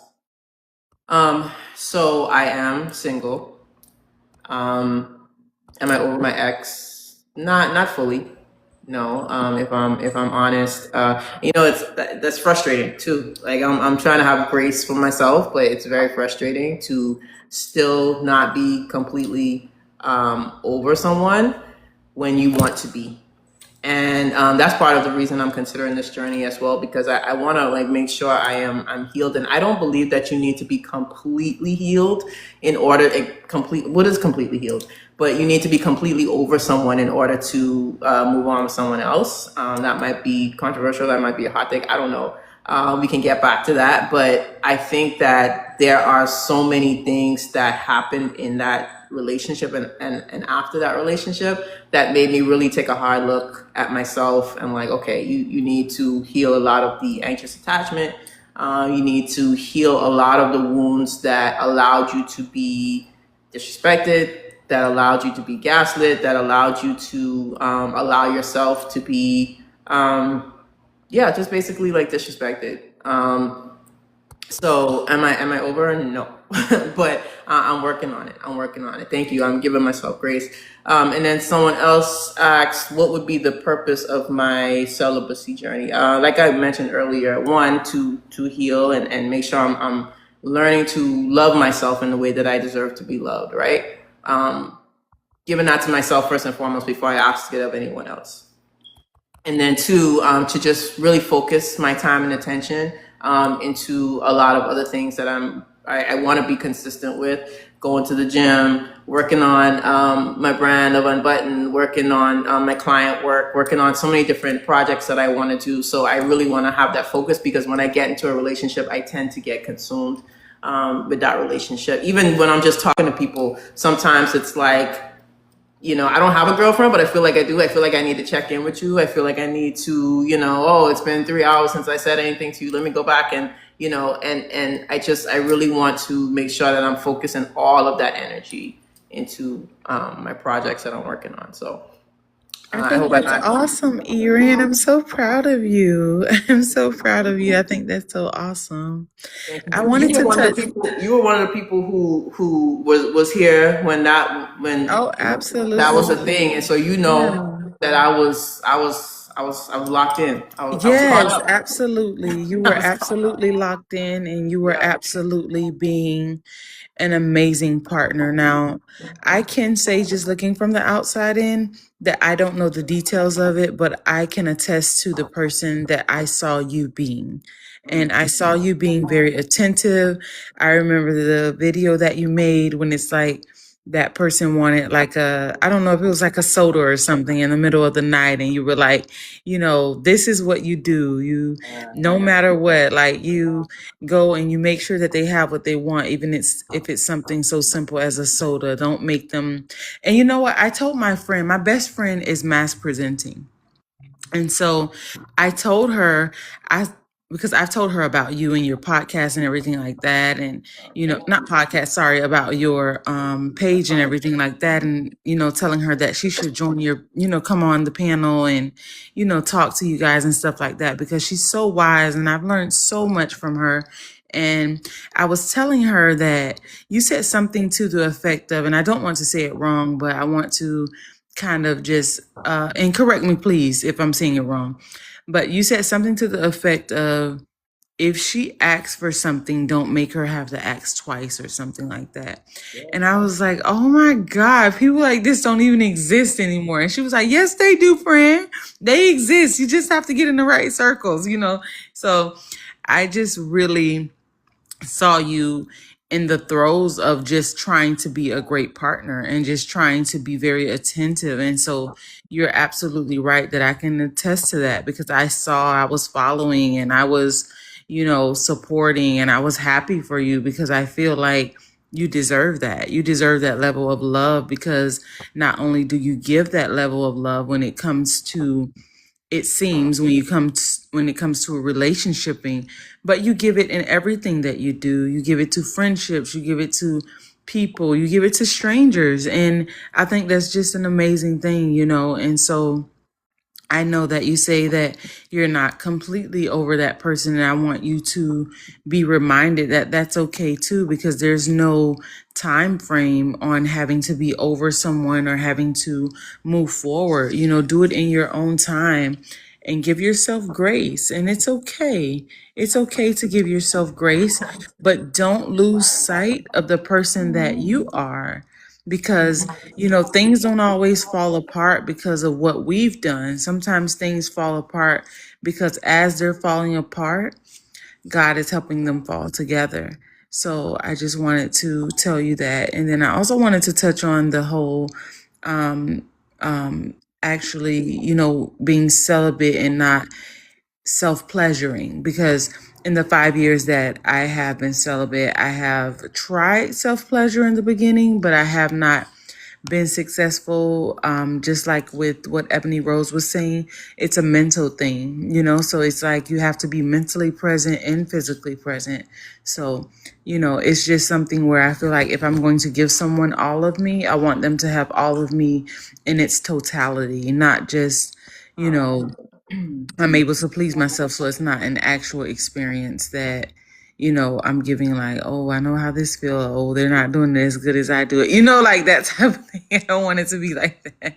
So it's like, you know, I don't want it to be like, oh my God, you know, when I self pleasure, it feels different than the pleasure that I'm getting now. But I really spoke up to say that I want you to not be so hard on yourself, because you are so deserving of the person that is going to come your way. And I also want you to give yourself grace as far as like that. We all make mistakes. We all are not perfect.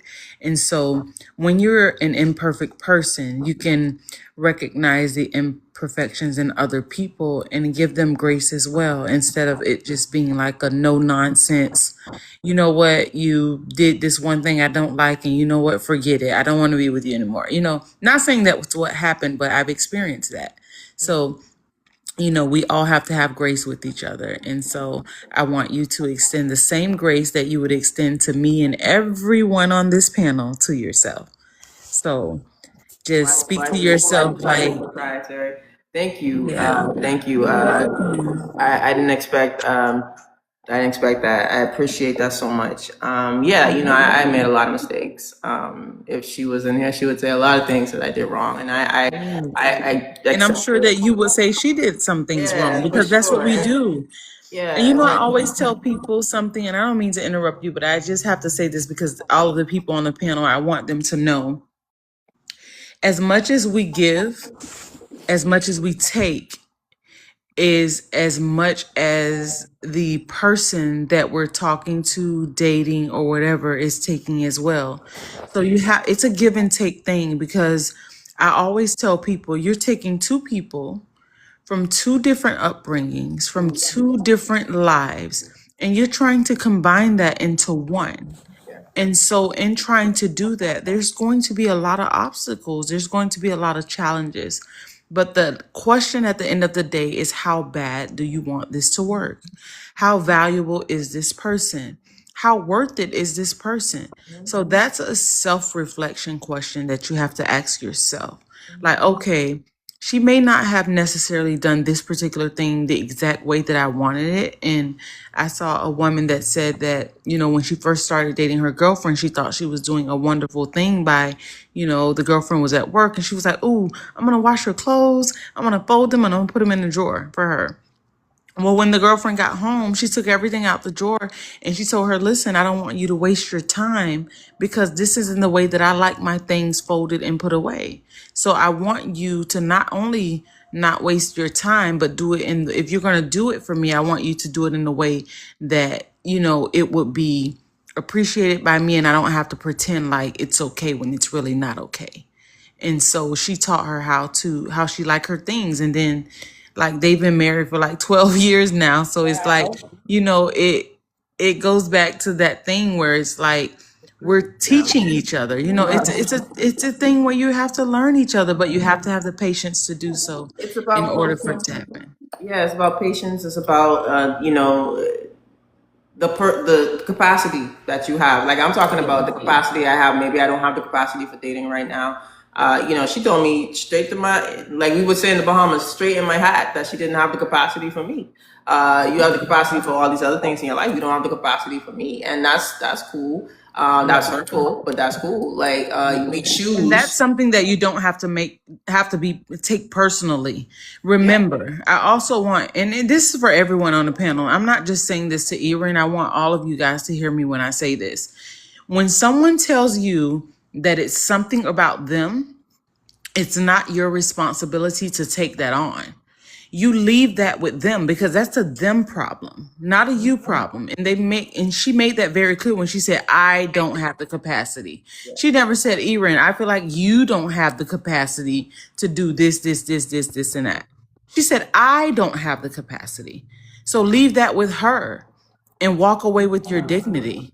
Walk away with your dignity and know that, you know what? Let her figure out life the way that life looks like for her and keep moving forward. I know that it's easier said than done, but when someone literally tells you that it's them, there's nothing that you can do and there's nothing that no one else can do. That's an inside job.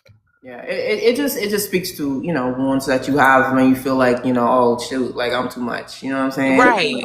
Or not enough sometimes, It's just, it can go either way. These are the things that I'm healing. This is why we're here today. Yes, absolutely. And I So, love that I work nights now so that I can catch you because listen, when I was living in Florida, I used to be like, "Okay, stay up, stay up, stay up, stay up." But now it's so much easier because it's like, we're on the same time zone and I work nights. So even when I'm not working like tonight, I'm still up because it's just my body's schedule now. yeah. Well, thank you again for being here. And something that you said, I wanna ask the panel and everybody in the chat too. When you've been celibate for so long, do you feel like it's protecting your peace, or are you avoiding something now? Because Terry, you said that but even with the self love, like you said, if I'm doing it too much, is it becoming now like almost like a crutch for me? Like no one's gonna be able to hit that spot like I can hit it, right? Now, are you raising the bar too high for someone? Are we being? Is there a point where we could be too picky to let someone in? I'm concerned about that. Like I came from anxious attachment and severe people pleasing, and like the last person that I dated in 2020, we were laying in bed and she was like, just, conversing, and she was like, "When's the last time you were the happiest?" And when I sat and thought about it, it's always when I'm single because my focus is on me. I'm pouring into me. I'm doing everything I love. And I would get so distracted in relationships. So it's like I walked away from that and started focusing on myself. And I've created this world and this bubble that's just so beautiful and peaceful. And I love my life and I'm in love with myself now. And my boundaries, the therapy, all the things I've done have gotten me to a place where it's like, if I'm going to add someone into the mix, it's going to have to be as beautiful as this is or better. And I felt very confident in that. And across the board, my boundaries and self-love has been stronger than it's ever been. But I lost my brother last year, and he was trying to come visit me. I live in Mexico, and he was trying to come visit me in Mexico, but because of boundaries and standards and mistakes and flaws that he had, I didn't want that. And by the time I came around and we started to plan for him to visit, he passed away before he could come. So that has put me in a space of wanting to value people a little more than some of these rules that I have. And I was just having a conversation with a friend today where it's like, yes, I'm protected and I'm loving myself, but am I accessible? Like, nobody's perfect. So it's like, where am I supposed to compromise? Where am I supposed to negotiate? Where does the person become more important than the rules? So that is something I am trying to leave space for. I don't want to go back to where I was, but I am wondering if there's more of a balance to where everyone doesn't have to be like, nope, nope, nope, you know? Yeah. Thank you for sharing. I'm so sorry about your brother. Thank you. Yes, may he rest Yeah, in peace. condolences, seriously, for So your I brother. wanted to comment on two things, actually. Well, three things, and they all connect. So Kissa's comment just there triggered a thought. But before I get there, I think it's interesting that you asked the question about the extent to which these journeys of, and I'm going to use the term self-mastery because I think this is essentially what this conversation is about, yes? It's about discipline, it's about discernment, it's about governance, etc., and so forth. So self-mastery. I think that there can be a point where we can sort of overdo things and get to the point where, to use the word that Kissa used, we become inaccessible. So in the quest to heal and to enforce boundaries and to do all of these lovely things that we are trying to learn to implement to then be able to relate in more healthy ways, I think we do get borderline where we make ourselves inaccessible, we fence ourselves off, and then it becomes challenging to imagine ourselves or, as individuals with other people, right? Because then the game becomes, if this person infringes even in the tiniest bit on my peace, I no longer have the threshold of tolerance to be able to say, okay, well, this is what humaning is. And perhaps we should have this conversation, or perhaps I should question and challenge why I hold this boundary or this belief or whatever the thing might be. And could it be that I'm punishing this new person for a past person's sin? Yeah, so I think that there's so many questions that we can ask ourselves. And as Kissa was speaking, the question or the terms or the notions that were going up in my head were the difference between codependency and interdependence, right? So interdependence being, in my opinion, the healthier option, where you have two fully independent people who find ways to merge points of their lives so that they are journeying together, as opposed to everything collapsing into itself, and then people losing their separate paths, their purpose, sense of identity, etc., and so forth. The other thing that I wanted to speak to was, so there's this word that has been sort of swimming around when we're talking about sexuality and sexual agency, and it's this notion of temptation. And as a PK and knowing all that purity culture has done and what it particularly distorted for lesbians or for queer women, I think, or queer people, I think it's an interesting notion to use that word because it sort of cites our bodies as the thing that is problematic and cites our desire as the thing that is problematic, where I don't believe that to be true. I think the question then is about how do you continue to enjoy these divine gifts, but exercise self-discipline, self-governance at the same time. So that's just a caveat. But to come to the final point that I wanted to speak on, this notion of self-pleasure sort of negating the need for partner connection or overriding that need, or making it thus that a partner can no longer satisfy you. I think that is a fallacy. I think one of the things that I realized in the immediate aftermath of my breakup was that having spent 6 years with the same person, a lot of my sexual script was tied up with that person. So the notion of getting turned on, the notion of feeling good in my body was very much related to her.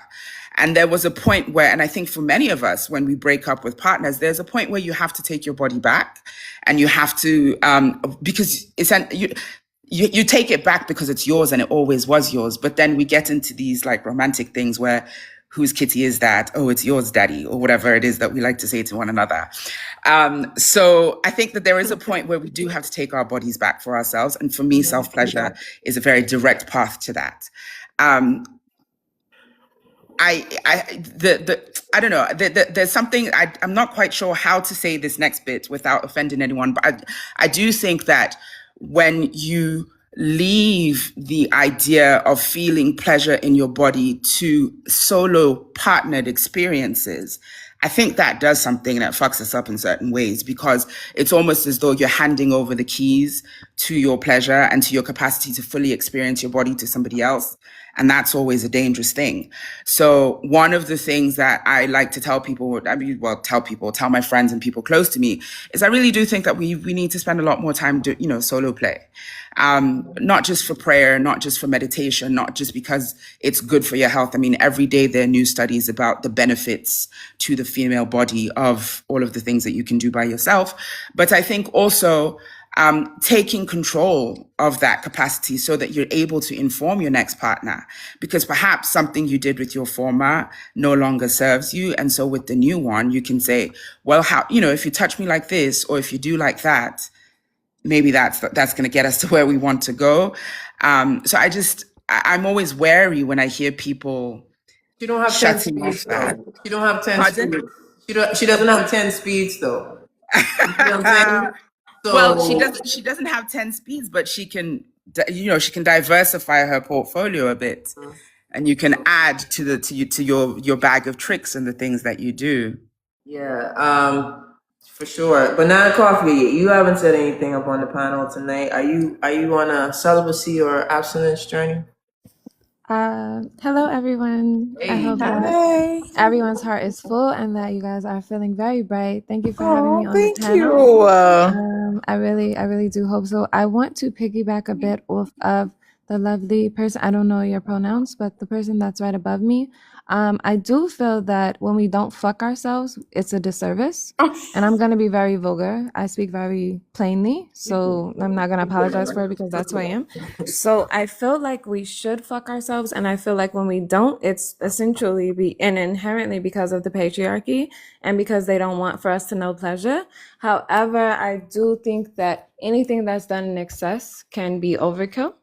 I also feel that just because we utilize sex toys, because you were saying, Ace, that shorty doesn't have 10 speeds. It's not necessary. When you fuck bitches, you're not going to fuck each one the same. Like, you're going to get to know each pussy as it comes to you. Okay. And maybe she needs 3 speeds, maybe she needs 2 speeds, maybe she needs 1 speed, or maybe you can utilize sex toys in your play or in your pleasure or with one another. But when you are with yourself, and pleasure isn't just self-pleasure isn't just about physical intimacy. It's also about taking yourself on dates. It's also about combing your hair. It's also about, taking yourself out to get some good food. Like, 100%. It's not just sexual. So I feel like all of that is minimized and what do I want to say? Essentially trying to be eradicated because they don't want for us to fulfill pleasure as women. I don't even identify as one, but they don't want for us to pleasure ourselves in any capacity because then we'll become more powerful than we could ever imagine. And maybe that sounds niche or naive or like a fallacy, as the person above me said, but I feel like that we limit ourselves with this whole, it's just about fucking ourselves or making ourselves come. No, it's about fulfilling us. You keep rubbing your head. Is it No, you're good. I feel like that it goes so much deeper than just making ourselves come as people who have female parts. It is my point. So I am on an abstinence journey. I'm not celibate because I do still pleasure myself, but I'm on an abstinence journey, and I'm going to continue to pleasure myself in all of the ways that fulfill me, not just sexual and not separate from being sexual, as we all should. Yeah.